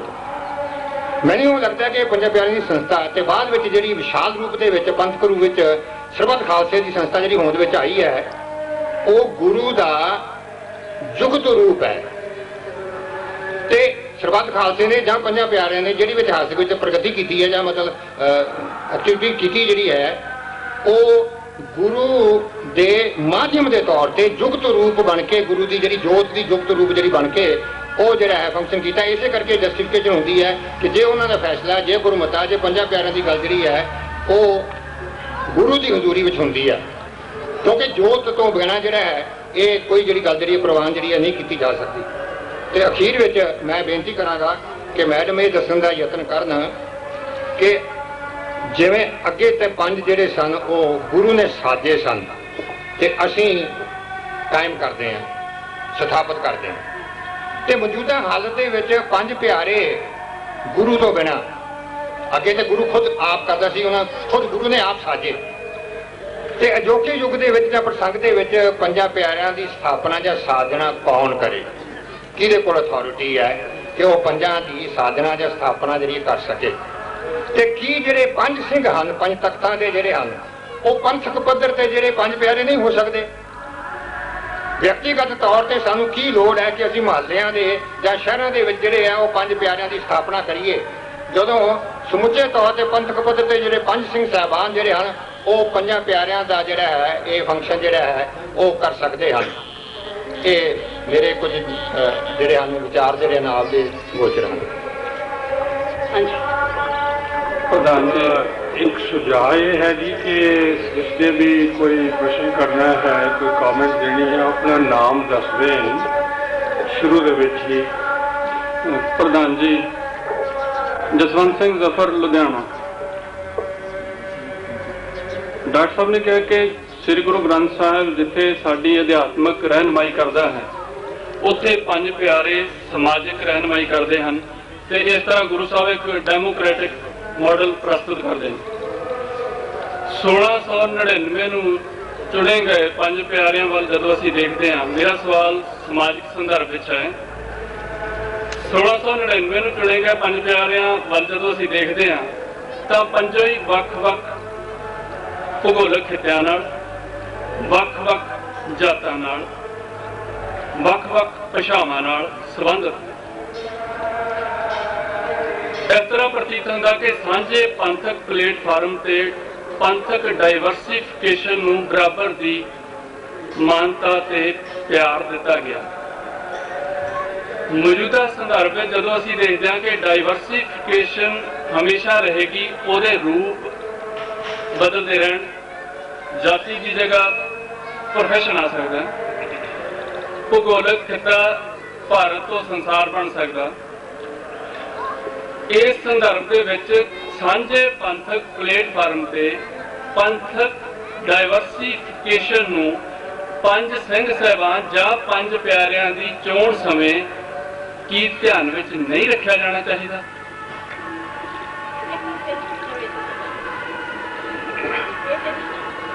ਇਹ ਸਵਾਲ ਫਿਰ ਬੋਲੋ। ਮੌਜੂਦਾ ਸਮੇਂ ਵਿੱਚ ਸਾਂਝਾ ਪੰਥਕ ਪਲੇਟਫਾਰਮ ਤਿਆਰ ਕਰਨ ਸਮੇਂ ਜਿਹੜਾ ਪੰਜ ਸਿੰਘ ਸਾਹਿਬਾਨਾਂ ਦੇ ਰੂਪ ਵਿੱਚ ਹੁੰਦਾ ਹੈ, ਕਿ ਉਸ ਸਮੇਂ ਪੰਥਕ ਡਾਈਵਰਸੀਫਿਕੇਸ਼ਨ ਜੋ ਹਮੇਸ਼ਾ ਮੌਜੂਦ ਰਹਿਣੀ ਹੈ, ਚਾਹੇ ਉਹ ਕਿਸੇ ਵੀ ਰੂਪ 'ਚ ਹੋਵੇ, ਕਿ ਉਹ ਚੋਣ ਸਮੇਂ ਉਸ ਨੂੰ ਧਿਆਨ ਵਿੱਚ ਨਹੀਂ ਰੱਖਿਆ ਜਾਣਾ ਚਾਹੀਦਾ? ਇਹ ਨਹੀਂ ਸਵਾਲ। ਡਾਕਟਰ ਗੁਸਾਂਝ। ਮੈਂ ਡਾਕਟਰ ਗਿੱਲ ਜੀ ਨੂੰ ਵਧਾਈ ਦਿੰਦਾ ਕਿ ਜਿਸ ਮੰਤਵ ਦੇ ਨਾਲ, ਜਿਸ ਭਾਵਨਾ ਦੇ ਨਾਲ ਇਹ ਵਿਸ਼ਾ ਰੱਖਿਆ ਗਿਆ ਸੀ, ਉਹਨਾਂ ਨੇ ਪੂਰੇ ਯਤਨ ਨਾਲ, ਉਸੇ ਭਾਵਨਾ ਦੇ ਨਾਲ ਇਸ ਚਿੰਤਾ ਨੂੰ ਕਿ ਜੇ ਸਾਡਾ ਸਿੱਖ ਸਮਾਜ ਨਿਕਲ ਰਿਹਾ ਤਾਂ ਉਸ ਦੀ ਅਗਵਾਈ ਕਰਨ ਲਈ ਪੰਜ ਪਿਆਰਿਆਂ ਦੀ ਪਛਾਣ, ਸਥਾਪਨਾ ਜਿਸ ਤਰ੍ਹਾਂ ਦੀ ਹੁੰਦੀ ਹੈ ਜਾਂ ਜਿਸ ਤਰ੍ਹਾਂ ਹੋਣੀ ਚਾਹੀਦੀ ਹੈ, ਤਾਂ ਮੁੱਖ ਚਿੰਤਾ ਨਿਕਲ ਰਹੇ ਸਿੱਖ ਸਮਾਜ ਨੂੰ ਸੇਧ ਦੇਣ ਦੀ ਹੈ। ਮੇਰਾ ਪ੍ਰਸ਼ਨ ਇਹ ਹੈ ਕਿ ਕੀ ਸ੍ਰੀ ਗੁਰੂ ਗ੍ਰੰਥ ਸਾਹਿਬ ਕਿਸੇ ਗੱਲੋਂ ਊਣਾ ਹੈ ਕਿ ਉਸ ਦੇ ਵਿੱਚੋਂ ਅਸੀਂ ਸੇਧ ਨਹੀਂ ਲੈ ਸਕਦੇ ਤੇ ਸਾਨੂੰ ਗੁਰੂ ਗ੍ਰੰਥ ਸਾਹਿਬ ਤੋਂ ਇਲਾਵਾ ਕਿਸੇ ਹੋਰ ਪੰਜ ਪਿਆਰੇ ਜਾਂ ਕਿਸੇ ਹੋਰ ਸੰਸਥਾ ਦੀ ਭਾਲ ਹੈ? ਦੂਸਰਾ ਪ੍ਰਸ਼ਨ ਇਹ ਹੈ ਕਿ ਜਦੋਂ ਵੀ ਅਸੀਂ ਆਮ ਸਧਾਰਨ ਬੰਦੇ ਪੰਜ ਪਿਆਰਿਆਂ 'ਚ ਔਰ ਸਿੰਘ ਸਾਹਿਬਾਨ ਦੇ ਵਿੱਚ ਕੋਈ ਨੁਕਤਾਚੀਨੀ ਕਰਦੇ ਹਾਂ, ਕੋਈ ਨੁਕਸ ਲੱਭਦੇ ਹਾਂ, ਤਾਂ ਅਸੀਂ ਗੁਰਬਾਣੀ ਦਾ ਪ੍ਰਯੋਗ ਕਰਦੇ ਹਾਂ। ਅਸੀਂ ਗੁਰੂ ਗ੍ਰੰਥ ਸਾਹਿਬ ਨੂੰ ਆਪਣਾ ਆਧਾਰ ਮੰਨ ਕੇ ਤੇ ਫਿਰ ਦੱਸਦੇ ਹਾਂ ਕਿ ਇਹਦੀ ਜੀਵਨ ਜਾਂਚ, ਇਹਦਾ ਕਿਰਦਾਰ ਉਸ ਦੇ ਉੱਤੇ ਪੂਰਾ ਨਹੀਂ ਉਤਰਦਾ। ਤੇ ਜਿਸ ਤਰ੍ਹਾਂ ਅਸੀਂ ਛਮਕ ਬਣਾ ਕੇ ਗੁਰਬਾਣੀ ਦੀ ਦੂਸਰੇ ਨੂੰ ਮਾਰਦੇ ਹਾਂ ਜਾਂ ਦੂਸਰੇ 'ਚ ਨੁਕਤਾਚੀਨੀ ਕਰ ਲੈਂਦੇ ਹਾਂ, ਜੇ ਉਸੇ ਛਮਕ ਨਾਲ ਆਪਣੇ ਆਪ ਨੂੰ, ਜਿਸ ਤਰ੍ਹਾਂ ਕਿ ਕਾਲੇ ਮੈਂਡੇ ਕੱਪੜੇ ਕਾਲਾ ਮੈਂਡਾ ਵੇਸ ਫਰੀਦ ਨੇ ਕਿਹਾ, ਜੇ ਅਸੀਂ ਆਪਣੇ ਆਪ ਨੂੰ ਉਸ ਗੁਰਬਾਣੀ ਦੀ ਸੇਧ ਲਈ ਸਿੱਧਾ ਕਰਨ ਲਈ ਵਰਤ ਲਈਏ क्योंकि डेमोक्रेसी च लोग कहते हैं जिस तरह के लोग होंगे ने उस तरह की उन्होंने सरकार मिलती है। तो इत्थे ये स्थिति बनती है कि जिस तरह का खालसा होएगा उस तरह के पंज सिंह साहिबान या पंज प्यारे होंगे, उन्होंने विचों ही निकलने ना। तो जे समस्या असी दूसरे पासों ले रहे हैं, जे भावना यह है कि सिख पंथ नूं या सिख कौम नूं कुछ सेध देनी है, तो की ये जरूरी है कि असी पंज प्यारियां दे उलझन पै रहीए कि कित्थों लभीए, किहो जे लभीए? कि ये नहीं कि जिथों पंज प्यारियां ने सेध लेनी है, जो गुरु ग्रंथ साहब सारिਆਂ ਦੇ सामने साडे है, ਉਹੀ सेध असी निजी तौर पर लैके पहला अपने आप ਨੂੰ ਸਵਾਰ ਲਈਏ तो फिर चिंता ही कोई नहीं रह जानी, क्योंकि सवारिया होया जो जो भी कोई चुनिया जाएगा तो वो ठीक ही चोण होगी। तो जे चुनिया साडे चो ही जाना है तो फिर जिहे जे असी हाँ कितना भी जोर लाइए पंज प्यारे तो उदों बहुत उच्चा नहीं जा सकते। चलो प्रोफेसर शान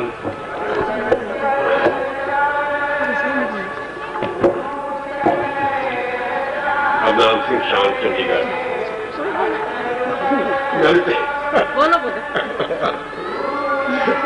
मैं तो बात कर रहा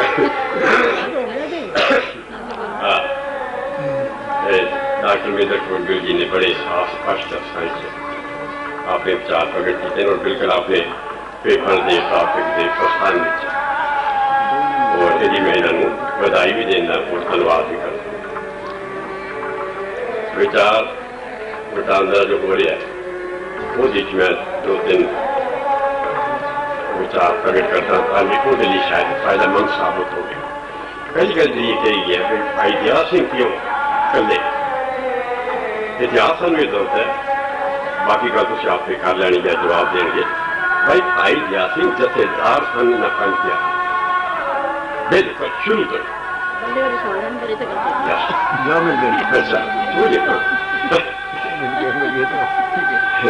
दूजा एक गल इन्हों की गल च नहीं, इस वे देश प्रदेश से मैं जानना मैं हैरान होता बहुत सारे थान गुरुद्वारे में हूँ जी अरदास समाप्त होंगी है ना भी हूँ महाराज का हुक्मनामा।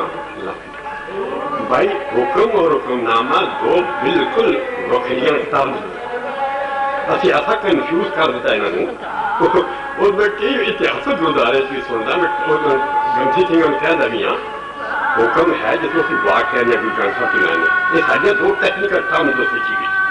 हुक्मनामा वो है जो पहला गुरु तेग बहादुर साहब गुरु गोबिंद सिंह जी के और मातावां वालों चिट्ठियां इशू हो गई अपने जो सिखां जो सारे को मौजूद है। तो या अकाल तख्त साहब को जो इजिप्ट जो फरमान जारी होता है उन्होंने हुक्मनामा कहा जाता है। तुम भी जदे कितने होवो अरदास करने वाले जरूर कहना भी ये बड़ी गलतफहमी पैदा कर दोगे। ये बुद्ध मत भी किसी तो होया सी ये जदों इन्हों की गलतफहमियां कह गई खत्म हो गया। तीजी बेनती है कि जो इन्होंने कहा भी कि पंज प्यारों का सिलसिला जो है सारी थां में वेख्या हुआ एक भैन की हर हो सकता है किसी चीज अब्यूज या मिसयूज किया जा सकता है और कर दे लो मेरा पंज प्यारे के संबंध है हर गल च बोलो। तुम किसी थ्रू देख लो कि प्रबंधक कमेटी बनाई है और दूजे नहीं मनते वो कहते हैं आप भी बना लिए कोर्टा में जाने नाराज है, लेकिन सारा फैसला पहला मौजूद है। अकाल तख्त साहब साडी केंद्रीय अथॉरिटी है। अकाल तख्त साहब के जथेदार उसने जथेदार हैं पंज प्यारियां दे जिस तरह गुरु गोबिंद सिंह जी पंज प्यारियां के जथेदार भाई दया सिंह तो बने और एक तो हो गए स्थानिक पंज प्यारे अमृत छकण वाले भाई उन्हें सारे अकाल तख्त साहब तो थोड़ी जा सकते टोरंटो जा सकते या बीकानेर जा सकते हैं सो आन जिन्हें पंज प्यारे जिसनों केंद्रीय अथॉरिटी कहते हैं वो गुरु ग्रंथ साहब की ताबिया अकाल तख्त साहब के जथेदार की सरपरस्ती हेठ अकाल तख्त साहब विच केंद्र तक एक ऐसी मैं फिर रिपीट करता कि जेडे जेन्युइन पंच कह लो कुछ कह लो सारी इतिहास और परंपरा के मुताबिक वो हैं जेडे के अकाल तख्त साहब विच केंद्र अकाल तख्त साहब के जथेदार की सरपरस्ती है गुरु ग्रंथ साहब की ताबिया बाकी हर थां जी लोड़ पैंती है जो कोई अब्यूज करता है तो उसका इंतजाम पंथ करे करना चाहिए, ये बड़ी गलती है। तीजी गल यह है भाई एक और सारी कोई मिसाल है, बाबा बंदा सिंह बहादुर का अंदाजा लाओ, क्या अजीब सिचुएशन है। यानी बाबा बंदा सिंह बहादुर को गुरदेव भेजन पंजाब तोड़ने कितों नांदेड़ तो राज कितना पैरा है। मुगल हुकूमत उदों की सारे चेयरमैन साढ़े ज्यादा इस गल जानते सब तो वड्डी एम्पायर सी, सिर्फ एशिया नहीं सारी दुनिया में सब तो वड्डी एम्पायर मुगल एम्पायर। पांच बंदे पांच सिर्फ लैके महाराज तो तुर पैंदे जे उन्होंने शक्ति समर्था वो कुछ ना होंदा तो किस तरह उन्होंने नाल बाकी सिख तुरदे तुरदे तोड़ सलाम तक पहुंच जाते। 1908 1708 ਵਿੱਚ 10 अक्टूबर ਨੂੰ ਗੁਰਗੋਬਿੰਦ ਸਿੰਘ ਜੀ ਜੋਤੀ ਜੋਤ ਹੋਇਆ, ठीक है ना नदेड़। तो 1710 ਵਿੱਚ 2 साल बाद 2 साल कोई होता है लुधियाने तो लैके करनाल तो लैके लुधियाने तक इलाका फतेह करके तुम अपना सिक्का चलाया, सरकारी मोहर चलाई इतिहास का गौर। वो किस तरह हुई? वो पंज प्यारे जो नाल तुरे सन उन्होंने जो शक्ति थी उन्होंने वाली जो थोड़ी परंपरा थी सारा पंथ में नाल तोड़ा गया और कोई उन्होंने रास्ते रोक नहीं सके। अकेली बेनती ये है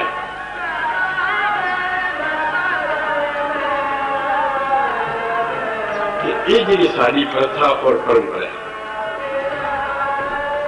मैं बड़ा धन्यवादी हाँ इस संस्था का और उन्होंने सारे जिन्होंने इस बारे सोचा विचार करने का मौका दिता पंथ को। एक बड़ा ही जरूरी बड़ा ही अहम मसला है, इस बारे और सोच विचार होनी चाहिए ताकि मैं सहमत हाँ कि ये मैट्रिक नहीं होवे मुड़ के किसी की जरूरत न होवे कि उस तरह इन्हें अब्यूज करे जिवें किया जा रहा है। धन्यवाद। कुछ मैं doctor Harbhajan Singh Khalsa college Delhi university. मैं परसों तो ਹੁਣ तक 4 ਸੈਸ਼ਨ ਅਟੈਂਡ कर चुकिया हाँ,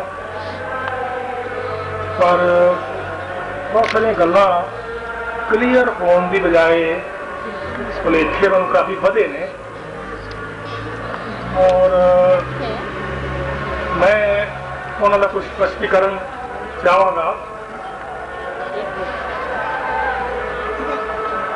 एक पासे ਤੁਹਾਡਾ ਸਵਾਲ ਹੈ, ਦੂਜੇ ਪਾਸੇ ਮੇਰੀ ਆਸ਼ੀਰਵਾਦ ਹੈ। ਲੈ ਲਓ। ਧੰਨਵਾਦ ਬੱਚੇ तो ਜਾਣ ਲੱਗੇ ਮੇਰੇ ਸਵਾਲਾਂ ਦੇ ਜਵਾਬ ਤਾਂ ਸੁਣ ਕੇ ਮੇਰਾ ਦਿਲ ਬੜਾ ਕਰਦਾ ਪਰ ਇੱਕ ਤੇਰੇ ਚ ਬੈਠੀ ਨਹੀਂ ਤਾਂ ਪਤਾ ਨਹੀਂ ਨਿਗਾਹ ਕਰਨੇ। सिद्धांतिक ते इतिहासिक प्रसंग ने सिद्धांतिक इन्होंने जो मॉडल दिता अजकल कोई रिवाज ही हो गया है। बहुत सारी चीज़ें जो जटल होन उन्होंने एक्सप्लेन करने का तरीका सोशल साइंसिस मॉडल के जरिए है और इन्होंने कोई मॉडल हिंदू फिलोसफी को लैके करने की कोशिश की है। एक गल तो ये बारे मैनू ये नहीं समझ आई भाई ये मॉडल जिहड़ा इन्होंने प्रेजेंट किया है ये रेट्रोस्पेक्टिव इंप्लीकेशन है या परस्पेक्टिव सी। जो असां कथा सुनिया ने ਉਹਦੇ ਵਿੱਚ ਤਾਂ ਸਾਨੂੰ ਇਹ ਇੱਕ ਬਣਿਆ ਕਿ ਗੁਰੂ ਸਾਹਿਬ ਨੂੰ ਇੱਕ ਸ਼ਕਤੀ ਦਾ ਸਿੰਬਲ ਚਾਹੀਦਾ ਸੀ ਜਬਰ ਜ਼ੁਲਮ ਦੇ ਨਾਲ ਲੜਨ ਵਾਸਤੇ। ਦੇਵੀ ਪ੍ਰਗਟ ਕਰਦੇ ਰਹੇ, ਬ੍ਰਾਹਮਣ ਦੇਵੀ ਪ੍ਰਗਟ ਕਰਦਾ ਰਿਹਾ, ਦੇਵੀ ਪ੍ਰਗਟ ਨਹੀਂ ਹੋਈ। ਉਸ ਤੋਂ ਬਾਅਦ ਇਹ ਵੈਸੇ ਸਾਰੇ ਹੀ ਸੈਸ਼ਨਸ ਦੇ ਵਿੱਚ 4 ਸੈਸ਼ਨਸ ਦੇ ਵਿੱਚ ਇਹਦੇ ਬਾਰੇ ਲੋੜ ਦੇ ਪੰਜ ਪਿਆਰਿਆਂ ਦੀ ਕੀ ਲੋੜ ਪਈ ਇਹਦੇ ਬਾਰੇ ਬੜਾ ਘੱਟ ਦੱਸਿਆ। ਸੋ ਉਹਨਾਂ ਨੂੰ ਇੱਕ ਸ਼ਕਤੀ ਦਾ ਸਿੰਬਲ ਚਾਹੀਦਾ ਸੀ ਜਬਰ ਜੁਰਮ ਦੇ ਨਾਲ ਲੜਨ ਵਾਸਤੇ ਤੇ ਹੋਰ ਸਿੱਖ ਪੰਥ ਦੀ ਉਹ ਜਿਹੜੀਆਂ ਵੀ ਕ੍ਰਾਈਸਿਸ ਮੈਨੇਜਮੈਂਟ ਵਾਸਤੇ ਉਹਨਾਂ ਨੇ ਕੀਤਾ। ਉਹ ਉਹਨਾਂ ਨੂੰ ਅਸੀਂ ਕਿਸ ਤਰ੍ਹਾਂ ਅੱਗੇ ਲੈ ਗਏ ਆ। 300 ਸਾਲ ਦਾ ਕੋਈ ਬਹੁਤ ਵੱਡਾ ਅਰਸਾ ਨਹੀਂ ਹੁੰਦਾ ਇੱਕ ਰਿਲੀਜਨ ਦੇ ਵਿੱਚ। ਅਜੇ ਕਈ ਚੀਜ਼ਾਂ ਹੋਰ ਅਦਲ ਬਦਲ ਹੋਣਗੀਆਂ, ਸਪਸ਼ਟ ਹੋਣਗੀਆਂ। ਅਜੇ ਤਾਂ ਇੰਨੀ ਗੈਦਰਿੰਗ ਦੇ ਵਿੱਚ ਮੈਨੂੰ बड़े घट लोग ਸਾਰੀ ਸੁਸਾਇਟੀ ਜਿਹੜੀ ਉਹ ਮੇਰਾ ਹੈਗਾ ਪਾਪੂਲੇਸ਼ਨ ਜਿਹਦੇ 'ਚੋਂ ਮੈਂ ਇਹ ਕਨਕਲੂਜਨ ਦੇ ਰਿਹਾ ਵਾਂ। ਪਰ ਘੱਟ ਲੋਕ ਗੁਰੂ ਗ੍ਰੰਥ ਸਾਹਿਬ ਦਾ ਪਾਠ ਰੈਗੂਲਰਲੀ ਕਰਦੇ ਨੇ ਤੇ ਉਹ 'ਚੋਂ ਇੰਸਟਰਕਸ਼ਨ ਜਿਹੜੀਆਂ ਮਿਲਦੀਆਂ ਨੇ ਉਹ ਡਿਰਾਈਵ ਕਰਦੇ ਨੇ। ਹੌਲੀ ਹੌਲੀ ਲੋਕ ਕਈ ਚੀਜ਼ਾਂ ਪੁਆਇੰਟ ਆਊਟ ਕਰਨਗੇ। 300 ਸਾਲ ਦਾ ਅਰਸਾ ਜੇ ਅਜੇ ਵੀ ਮਤਲਬ ਸਾਲ ਸਵਾ ਸਾਲ ਹੈ ਇਹਦੇ 'ਚ, ਸਾਲ ਹੈ ਆਉਣ ਦੇ ਵਿੱਚ 2 ਸਾਲ ਹੈ।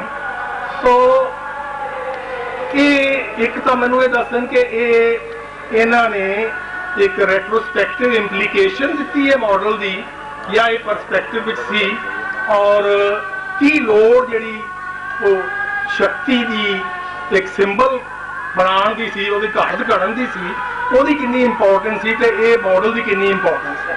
ਸਰ ਜ਼ਰਾ ਇਹਦੀ ਪੰਜਾਬੀ ਟਰਮੀਨੋਲੋਜੀ ਦੇ ਦਿਓਗੇ ਨਾਲ ਹੀ ਕਿ ਬਾਅਦ ਵਿੱਚ ਨਹੀਂ ਇਹ ਸੰਗਤ ਨੂੰ ਸਮਝ ਆ ਜਾਏ ਨਾ। ਬਾਅਦ ਵਿੱਚ ਇਹ ਘੜਿਆ ਗਿਆ ਹੈ ਕਿ ਇਹ ਪਹਿਲਾਂ ਤੋਂ ਪਲਾਨ ਕੀਤਾ ਗਿਆ ਸੀਗਾ ਇਸ ਮਾਡਲ ਦੇ ਅਨੁਸਾਰ। ਇਸ ਤੋਂ ਜ਼ਿਆਦਾ ਮੈਨੂੰ ਮੇਰਾ ਖਿਆਲ ਹੈ ਮੈਂ ਸਪਸ਼ਟੀਕਰਨ ਨਹੀਂ ਕਰ ਸਕਾਂਗਾ। ਦੂਸਰੀ ਗੱਲ ਜਿਹੜਾ ਇਸ ਪੇਪਰ ਦੇ ਵਿੱਚ ਮੈਂ ਆਪਣੇ ਭੈਣ ਜੀ ਨੂੰ ਇਹ ਦੱਸਣਾ ਚਾਹੁੰਦਾ ਵਾਂ, ਇੱਕ ਇਤਿਹਾਸਕ ਪੱਖ ਦੀ ਵੀਕਨੈਸ ਦੀ ਕੋਈ ਇੰਪਲੀਕੇਸ਼ਨ ਹੈ। ਜੇ ਉਹਦਾ ਕੋਈ ਸਪਸ਼ਟੀਕਰਨ ਮਿਲਦਾ ਜਾਂ ਉਹਨੂੰ ਅਸੀਂ ਕਿਸ ਤਰ੍ਹਾਂ ਇੰਟਰਪ੍ਰੈਟ ਕਰੀਏ ਤੇ ਸਾਨੂੰ ਉਹਦੇ ਨਾਲ ਬੜਾ ਨੁਕਸਾਨ ਹੋਣੋਂ ਬਚ ਜਾਂਦਾ ਹੈ। ਉਹ ਇਹ ਵੇ ਕਿ ਐਸਟੈਬਲਿਸ਼ਮੈਂਟ ਆਫ 5 ਪਿਆਰਸ, ਕਿ ਜਦੋਂ 5 ਪਿਆਰੇ ਐਸਟੈਬਲਿਸ਼ ਕੀਤੇ ਗਏ, ਬਣਾਏ ਗਏ, ਸਿਰ ਮੰਗੇ ਗਏ, ਸਿਰ ਵੱਢੇ ਗਏ, ਫਿਰ ਜੋੜੇ ਗਏ, ਇਹ ਕਰਾਮਾਤ ਕੀਤੀ ਗਈ। ਇਹ ਕਰਾਮਾਤ ਪਹਿਲਾਂ ਕਦੀ ਹੋਈ, ਉਸ ਤੋਂ ਬਾਅਦ ਕਦੀ ਹੋਈ। ਸਿੱਖ ਧਰਮ ਦੇ ਵਿੱਚ ਕਰਾਮਾਤ ਦਾ ਕੀ ਸਥਾਨ ਹੈ ਕਿ ਸਾਰੇ ਤੁਸੀਂ ਜਾਣਦੇ ਹੋ। ਇਹਦੇ ਬਾਰੇ ਇੱਕ ਮੈਂ ਸਪਸ਼ਟੀਕਰਨ ਚਾਹੁੰਦਾ।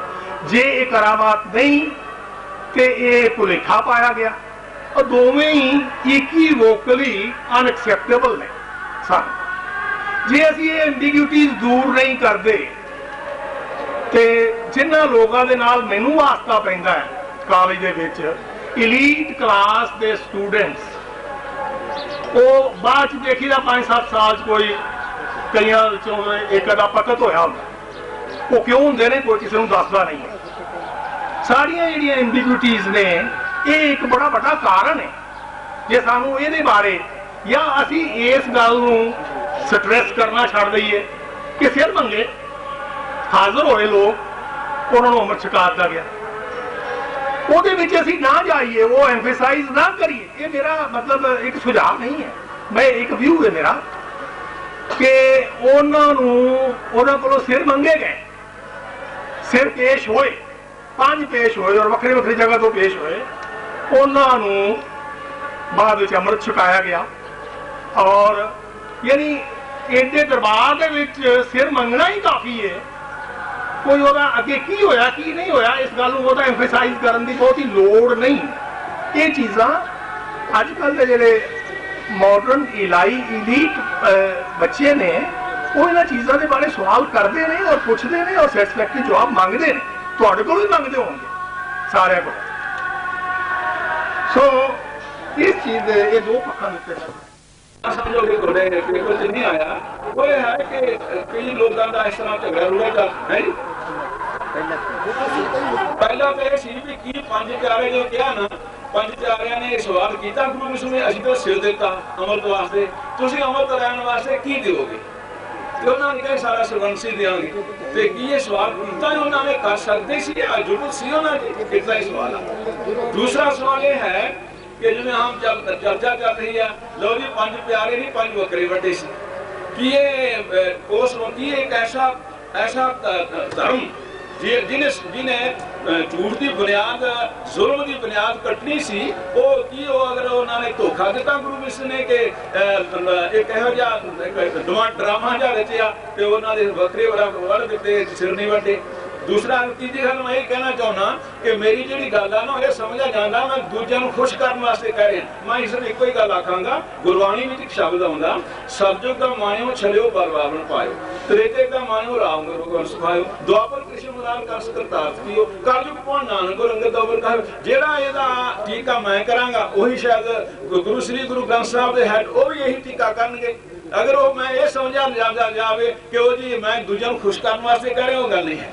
मैं तो जो कुछ आखांगा गुरबाणी के आधार पर होएगा, श्री गुरु ग्रंथ साहब महाराज के आधार पर होएगा, और वो उसनों असली मनने के वास्ते उदार है। गुरु ग्रंथ साहब को असं मनते ही नहीं।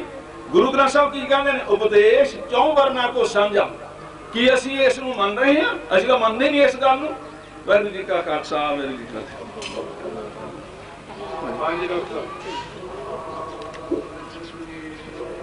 मैं डॉक्टर धर्म सिंह मेरा नाम, गुरु नानक देव यूनिवर्सिटी अमृतसर तो हाँ जी। मैं अगे भी पिछले एक प्रसंग में गल हुई सी, तो हुण भी डॉक्टर गिल ने भी यह सवाल उठाया भाई गुरु पंजा प्यारा की जी संस्था हैगी है, ये गुरु गोबिंद सिंह तो बाद इन्हों ने एक शब्द वरता पुख्ता हुई है, मजबूत हुई है। लेकिन असी सारे जानते इतिहास सानू दसदा भी मजबूत नहीं हुई, सगों ये निगार वाले पासे गई है। नहीं मैं वही दस जी इन्नी पुख्ता हो गई सी तो फिर निगार एडी छेती आना नहीं सी चाहिए। यदा मैं एक बड़ा कारण ये समझदा भी जां तो इस तरह हो सकता है भी जी गुरमत दर्शन तो डेविएशन हैगी है, खास तौर पर वह कारण है क्योंकि डेविएशन वाली गल जी है ना, ये सानू 18वीं सदी का जो लिटरेचर है वो भी मिलती है, तो रणजीत सिंह काल का लिटरेचर जो वो भी मिलती है।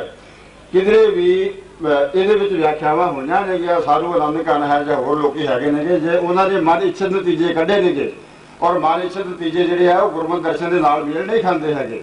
तो इस करके मेरा ख्याल है भी गुरु गोबिंद सिंह होना ने एक मैं तो तजर्बाती गल कहांगा, तजर्बा किया बड़ा अच्छा तजर्बा सीगा, लेकिन वो तजर्बा इन्ना बहुता भुलांग कर नहीं सकिया जब छेती पिछाड़ में परत गया। खास तौर पर रणजीत सिंह के काल की गल आप सारे जानते हैं उस वे की होया। तो मेरा ख्याल है कि गुरमत दर्शन तो जोड़ा एक निखेड़ पैदा करना सीगा, डिविएशन पैदा करनी सीगी, ये पंजा प्यारिਆਂ की संस्था जी है ना, ये डिविएशन का ही शिकार होकर रह गई। बस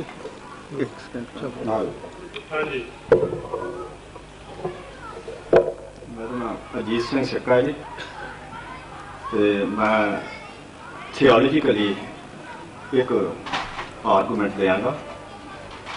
वो इस तरह है, गुरु नानक देव जी का महावाक है, सब में जोत जोत है सोए, तिसते चानन सब में चानन होए। उस वाहिगुरू की जोत सारिਆਂ ਦੇ ਵਿੱਚ है। तो इस तरीके के नाल दसम पातशाह ने फिर एक होर सेंटेंस कहा, खालसा मेरी जान की जान। जेड़े पंज प्यारे सी वो भी मेरी जान की जान ने। तो बचित्र नाटक में आया, मैं अपना सुत तो है निवाजा। दसम पातशाह नूं वाहिगुरू अकाल पुरख कहंदा तू मेरा पुत्र है, सुत मैं पुत। तो जिस उन्होंने खालसा साजिया तो उन्होंने वो पुत दिया बनाया। वो ही अकाल पुरख की नस्ल के विचों उसे ब्लड के विचों एक खालसा है। खालसा जो है ये अकाल पुरख का पोता है, पोतरा है। तो ये गौर की जी जोत है गुरु नानक देव जी राही, 10 गुरुआं राही, फिर वही जोत पंज प्यारे राही अगे जो पंज प्यारे तो अगे अमृत छकते हैं उन्होंने वो फिर प्रगट होती है। जोत तो उन्हें पहले ही है, लेकिन जागृत जोत जो पहले पासा वो जोत जी है उस वे वो जागती है, उस पंज प्यारे अमृत छकाते हैं तो वो कॉन्शियसनैस पैदा करते हैं। उसकी इंपॉर्टेंस जी तेरी जोत के बहुत कुछ है, तेरी सारी शक्तियां ने। सो ये गॉड का एवोल्यूशन है Khalsa, God Guru and Khalsa पंथ तो सरबत अगे जो जिस तरह चली चलो। सो ये थियोलॉजिकली मैं समझदा कि ये उस अकाल पुरख की नस्ल विचों है। बाकी हिस्ट्री डॉक्टर गरेवाल बैठे ने, इन्होंने बहुत किताबें लिखा, सॉवरन है दिस है। थैंक यू वेरी मच, बहुत अच्छा।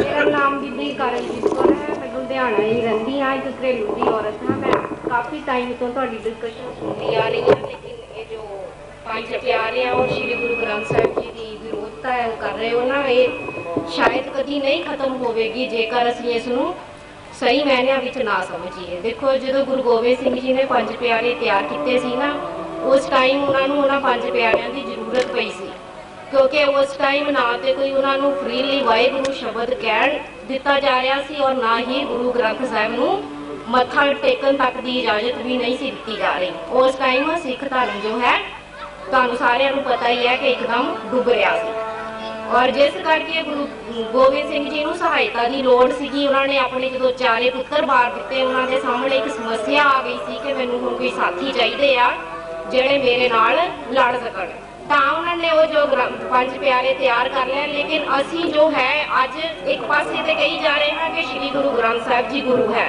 ਜੋ ਗੁਰੂ ਗੋਬਿੰਦ ਸਿੰਘ ਜੀ ਵੀ ਹਜ਼ੂਰ ਸਾਹਿਬ ਦੇ ਵਿੱਚ ਮੱਥਾ ਟੇਕ ਕੇ ਕਹਿ ਗਏ ਸੀ ਕਿ ਮੇਰੇ ਤੋਂ ਬਾਅਦ ਗੁਰੂ ਗ੍ਰੰਥ ਸਾਹਿਬ ਨੂੰ ਹੀ ਗੁਰੂ ਮੰਨਿਆ ਜਾਵੇ, ਨਾ ਕਿ ਮੈਨੂੰ। ਇਹ ਹੀ ਉਹਨਾਂ ਨੇ ਆਪਣੀ ਹਿਸਟਰੀ ਵਿੱਚ ਵੀ ਕਹਿ ਦਿੱਤਾ ਸੀ ਕਿ ਜੋ ਅੱਜ ਤੋਂ ਬਾਅਦ ਮੈਨੂੰ ਗੁਰੂ ਮੰਨੇਗਾ ਉਹ ਸਿੱਧਾ ਨਰਕਾਂ ਨੂੰ ਜਾਏਗਾ। ਤੇ ਅਸੀਂ ਉਹਨੂੰ ਗੁਰੂ ਮੰਨਣ ਦੀ ਬਜਾਏ ਪੰਜ ਪਿਆਰਿਆਂ ਨੂੰ ਹੀ ਇੰਨੀ ਵੈਲਿਊ ਦੇਈ ਜਾ ਰਹੇ ਹਾਂ। ਇਸ ਸਮੱਸਿਆ ਦਾ ਹੱਲ ਅੱਜ ਜੋ ਹੈ ਨਹੀਂ ਹੋ ਸਕਦਾ, ਲੇਕਿਨ ਗੁਰੂ ਗ੍ਰੰਥ ਸਾਹਿਬ ਨੂੰ ਅਗਰ ਅਸੀਂ ਪੜ੍ਹੀਏ ਸਹੀ ਤਰੀਕੇ ਨਾਲ ਤੇ ਏਕ ਓਮਕਾਰ ਜੋ ਸ਼ਬਦ ਹੈ ਸ਼ਾਇਦ 300 ਤੋਂ ਕਿੰਨੀ ਵੱਧ ਵਾਰ ਆਉਂਦਾ ਹੈ, ਜੋ ਸਾਨੂੰ ਇੱਕ ਹੀ ਸੰਦੇਸ਼ਾ ਦਿੰਦਾ ਹੈ ਕਿ ਵਾਹਿਗੁਰੂ ਇੱਕ ਹੈ।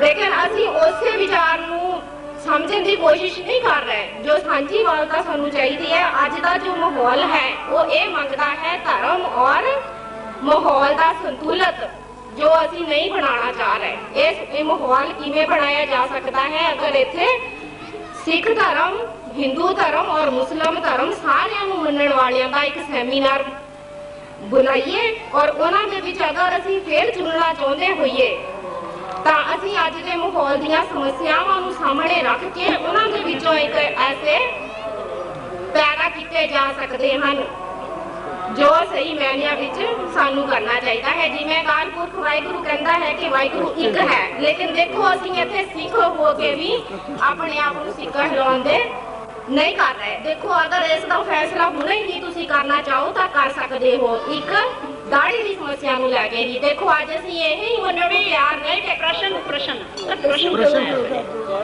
ਮੈਂ ਬੀਬੀਆਂ ਦੀ ਬੜੀ ਮਦਈ ਰਹੀ ਹਾਂ ਜੀ। ਮੇਰੇ ਵਾਸਤੇ ਬੜੀ ਖੁਸ਼ੀ ਦੀ ਗੱਲ ਹੈ ਕਿ ਕਮ ਸੇ ਕਮ ਇਸ ਸਾਰੀ ਸਭਾ ਵਿੱਚੋਂ ਇੱਕ ਬੀਬੀ ਨਿਤਰੀ ਹੈ ਜਿਹੜੀ ਆ ਕੇ ਆਪਣੇ ਵਿਚਾਰ ਦੱਸ ਰਹੀ ਹੈ। ਪਰ ਇਸ ਸਭਾ ਦਾ ਇੱਕ ਨੇਮ ਹੈ ਕਿ ਤੁਸੀਂ ਜਦੋਂ ਸੈਮੀਨਾਰ ਚਾਹੀਏ ਉਸ ਵੇਲੇ ਅਸੀਂ ਪ੍ਰਸ਼ਨ ਕਰੀਏ ਤੇ ਪ੍ਰਸ਼ਨ ਦਾ ਉੱਤਰ ਮੰਗੀਏ।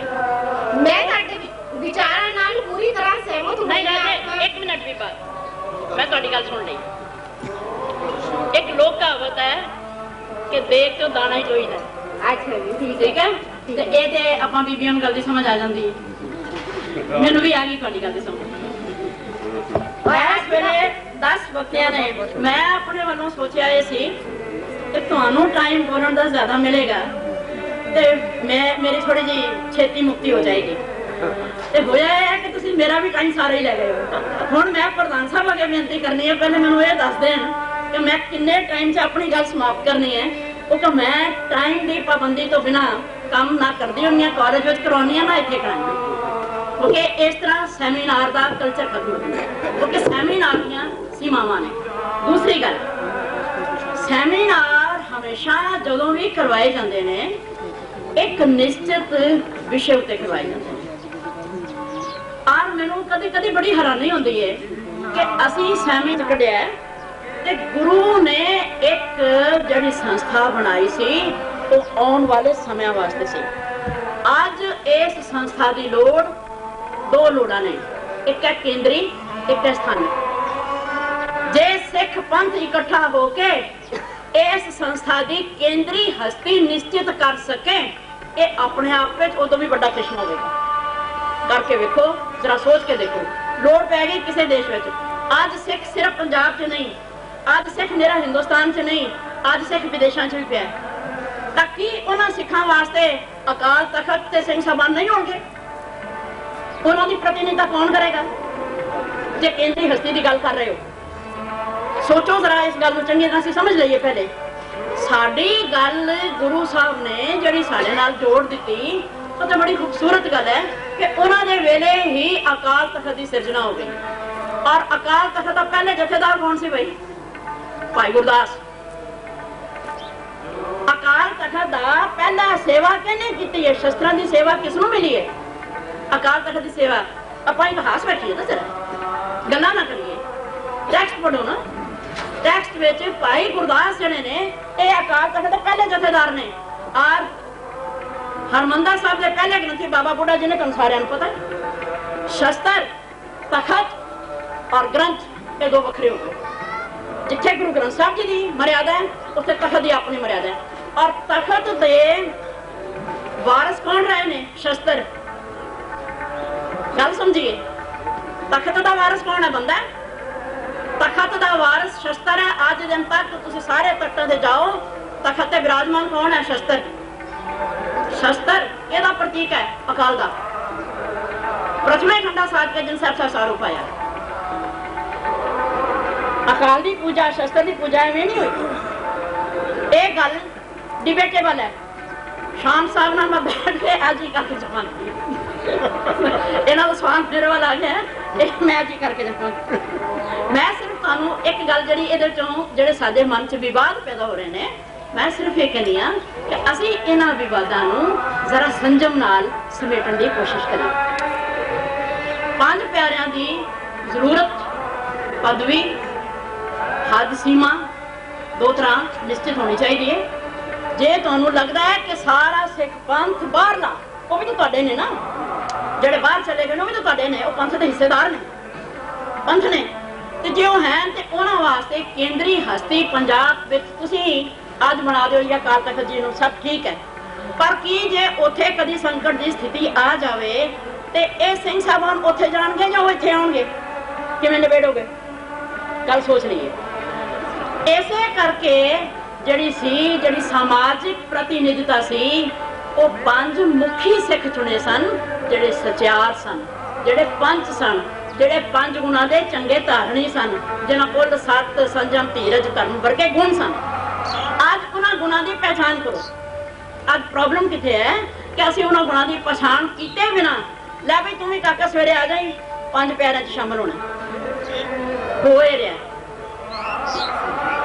ਵੀ ਬੱਚੇ ਤੂੰ ਸਵੇਰੇ ਉੱਥੇ ਆਉਣਾ ਇਹ ਗੱਲ ਜਿਹੜੀ ਹੈ ਇਸ ਕਰਕੇ ਸਾਡੀ ਇਹ ਸੰਸਥਾ ਜਿਹੜੀ ਹੈ ਇਸ ਵੇਲੇ ਇਹਦੇ ਤੇ ਪ੍ਰਸ਼ਨ ਖੜੇ ਹੋ ਰਹੇ ਹੋਰ ਕੋਈ ਗੱਲ ਨਹੀਂ ਜੇ ਸਤ ਸੰਤੋਖ ਧੀਰਜ ਧਰਮ ਦਇਆ ਵਾਲੀ ਗੱਲ ਉਹ ਪੰਜ ਗੁਣ ਜਿਹੜੇ ਗੁਰੂ ਸਾਹਿਬ ਨੇ ਕਹੇ ਨੇ ਜੋ ਪੰਜਾਂ ਗੁਣਾਂ ਦੇ ਧਾਰਨੀ ਨੇ ਤੁਹਾਨੂੰ ਲੱਗਦਾ ਉਹਨਾਂ ਦੀ ਛਾਪ ਹੈ ਜੇ ਹੋਵੇ ਨਿਕਟ ਬੁਝੇ ਪਾਪ ਨਹੀਂ ਕਰੇ ਧਰਮ ਤਾਂ ਵਿਹਾਰ ਵਿੱਚ ਆ ਜਾਂਦਾ ਉਹਨੂੰ ਕਹਿਣ ਦੀ ਤਾਂ ਲੋੜ ਹੀ ਨਹੀਂ ਧਰਮ ਤਾਂ ਤੁਹਾਡੇ ਜੀਵਨ ਦਾ ਅੰਗ ਬਣ ਜਾਂਦਾ ਜੇ ਕਿਸੇ ਨੂੰ ਇਹ ਕਹਿਣਾ ਪੈਂਦਾ ਜੀ ਮੈਨੂੰ ਤੁਸੀਂ ਇਹ ਮੰਨ ਲਓ ਤੇ ਫਿਰ ਉਹਨੇ ਕੀ ਕਿਹਾ ਰੂਹਾਨੀਅਤ ਤਾਂ ਸਿਰ ਚੜ੍ਹ ਕੇ ਬੋਲਦੀ ਹੈ ਤੁਹਾਡੇ ਚਿਹਰੇ ਤੇ ਚਮਕਦੀ ਹੈ ਤੁਹਾਨੂੰ ਬੋਲਣ ਦੀ ਤਾਂ ਲੋੜ ਹੀ ਨਹੀਂ ਤੁਹਾਨੂੰ ਦੱਸਣ ਦੀ ਤਾਂ ਲੋੜ ਹੀ ਨਹੀਂ ਸੱਚੇ ਨੂੰ ਸੱਚ ਕਰਨ ਦੀ ਲੋੜ ਹੈ ਵੀ ਮੈਨੂੰ ਸੱਚਾ ਕਰਕੇ ਮੰਨ ਲਓ ਜੀ ਮੈਂ ਸੱਚ ਬੋਲ ਰਿਹਾ ਕਦੀ ਗੁਰੂਆਂ ਨੇ ਕਿਹਾ ਮੈਂ ਸੱਚ ਬੋਲ ਰਿਹਾ ਸੱਚੇ ਨੂੰ ਸੱਚ ਕਰਨ ਦੀ ਵੀ ਲੋੜ ਹੈ ਜਿਹੜਾ ਬੰਦਾ ਥਿੜਕਿਆ ਉਹ ਕਹਿੰਦਾ ਜੀ ਮੈਂ ਸੱਚ ਬੋਲ ਰਿਹਾ ਮੈਨੂੰ ਮੰਨੋ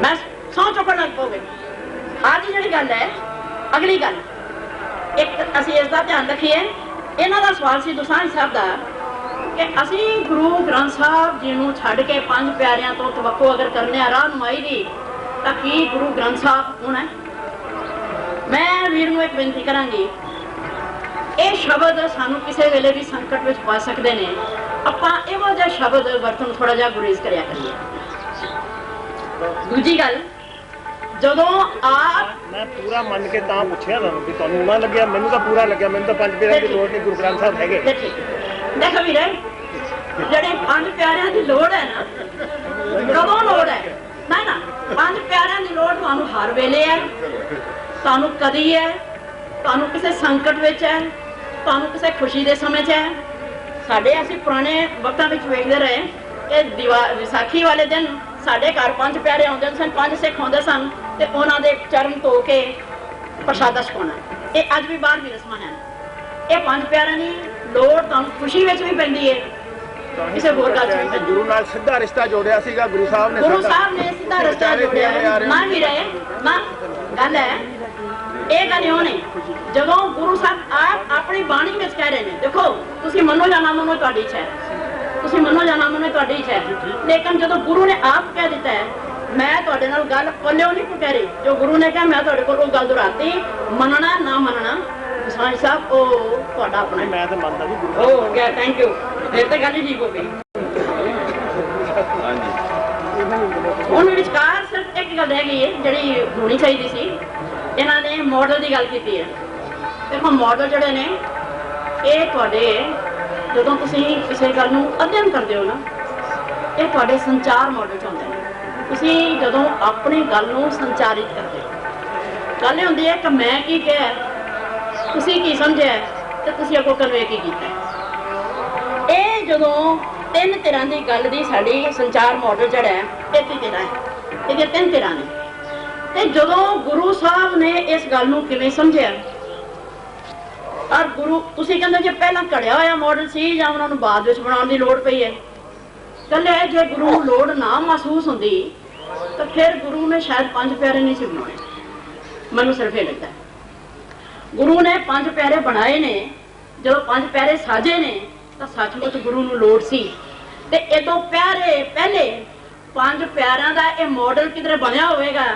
ਤੇ ਇਹ ਤਾਂ ਫਿਰ ਖੋਜ ਦਾ ਵਿਸ਼ਾ ਹੋ ਸਕਦਾ ਹੈ ਤੇ ਆਪਾਂ ਰਲ ਕੇ ਸਾਰੇ ਖੋਜ ਕਰਕੇ ਵੇਖ ਲੈਂਦੇ ਆ ਜੇ ਹੋਰ ਕਿਸੇ ਥਾਂ ਤੇ ਕੋਈ ਪੰਜ ਪਿਆਰਿਆਂ ਦਾ ਮਾਡਲ ਹੈ ਤੇ ਜੇ ਨਹੀਂ ਹੈ ਤੇ ਇਹਦਾ ਜਵਾਬ ਸਾਡੇ ਕੋਲ ਸਾਰਿਆਂ ਕੋਲ ਸਾਫ਼ ਹੈ ਬਾਕੀ ਰਹਿ ਗਈ ਗੱਲ ਜੇ ਗੁਸਤਾਖੀ ਨਾ ਹੋਵੇ ਹਾਂ ਗੁਰੂ ਸਾਹਿਬ ਦੇ ਪਾਸੇ ਉਹ ਤਾਂ ਸਾਇੰਸ ਹੈ ਗੁਰੂ ਸਾਹਿਬ ਇੱਕ ਕਰਕੇ ਤੁਸੀਂ ਉਹਨੂੰ ਬੋਲਣ ਦਿਓ ਇਹ ਟਾਈਮ ਥੋੜਾ ਤੁਸੀਂ 1 ਮਿੰਟ ਖਤਮ ਸੰਭੂ ਦੇ ਅੰਦਰ ਦੀ ਜਿਹੜੀ ਗੱਲ ਹੈ ਇਹ ਕਰਾਮਾਤਾਂ ਦੀ ਗੱਲ ਜਿਹੜੀ ਹੈ ਸਿੱਖ ਧਰਮ ਦੇ ਵਿੱਚ ਕਰਾਮਾਤ ਕਹਿ ਰਹੇ ਅਸੀਂ ਵੀ ਮੰਨਦੇ ਆ ਲੇਕਿਨ ਇੱਕ ਗੱਲ ਤੁਸੀਂ ਵੀ ਸਾਰੇ ਸਮਝ ਲਓ ਕਿ ਜੇ ਤੁਸੀਂ ਇਸ ਤਰ੍ਹਾਂ ਦੀ ਗੱਲ ਨੂੰ ਅਸੀਂ ਸਮਝਣ ਦੀ ਕੋਸ਼ਿਸ਼ ਕਰਾਂਗੇ ਤੇ ਅਸੀਂ 5 ਵਜੇ ਰੋਜ਼ ਜਾਂਦੇ ਆ तो की है ਹੁਣ ਕੀ ਕਹੋਗੇ ਮੈਂ ਕਹਿਣਾ ਸਿਰਫ ਇਹਨਾਂ ਹੀ ਚਾਹੁੰਦੀ ਆ ਕਿ ਤੁਸੀਂ ਜਿਹੜੀ ਗੱਲ ਜੇ ਗੁਰੂ ਨੇ ਦੱਸਣੀ ਹੁੰਦੀ ਨਾ ਵੀ ਤੰਬੂ ਦੇ ਅੰਦਰ ਕੀ ਹੋਇਆ ਸੀ ਸਿਰ ਵੱਡੇ ਗਏ ਨੇ ਕਿ ਨਹੀਂ ਵੱਡੇ ਗਏ ਨੇ ਤੇ ਜੋੜੇ ਗਏ ਨੇ ਕਿ ਨਹੀਂ ਜੋੜੇ ਗਏ ਇਹ ਪ੍ਰਸ਼ਨ ਅਸੀਂ ਨਾ ਕਰੀਏ ਜੇ ਇਹਨਾਂ ਪ੍ਰਸ਼ਨਾਂ ਦੀ ਲੋੜ ਹੁੰਦੀ ਤੇ ਦਸਮ ਪਾਤਸ਼ਾਹ ਨੇ ਆਪ ਹੀ ਇਹ ਪ੍ਰਸ਼ਨ ਕਰਵਾ ਕੇ ਇਹਨਾਂ ਦੇ ਉੱਤਰ ਦੇ ਦੇਣੇ ਸੀ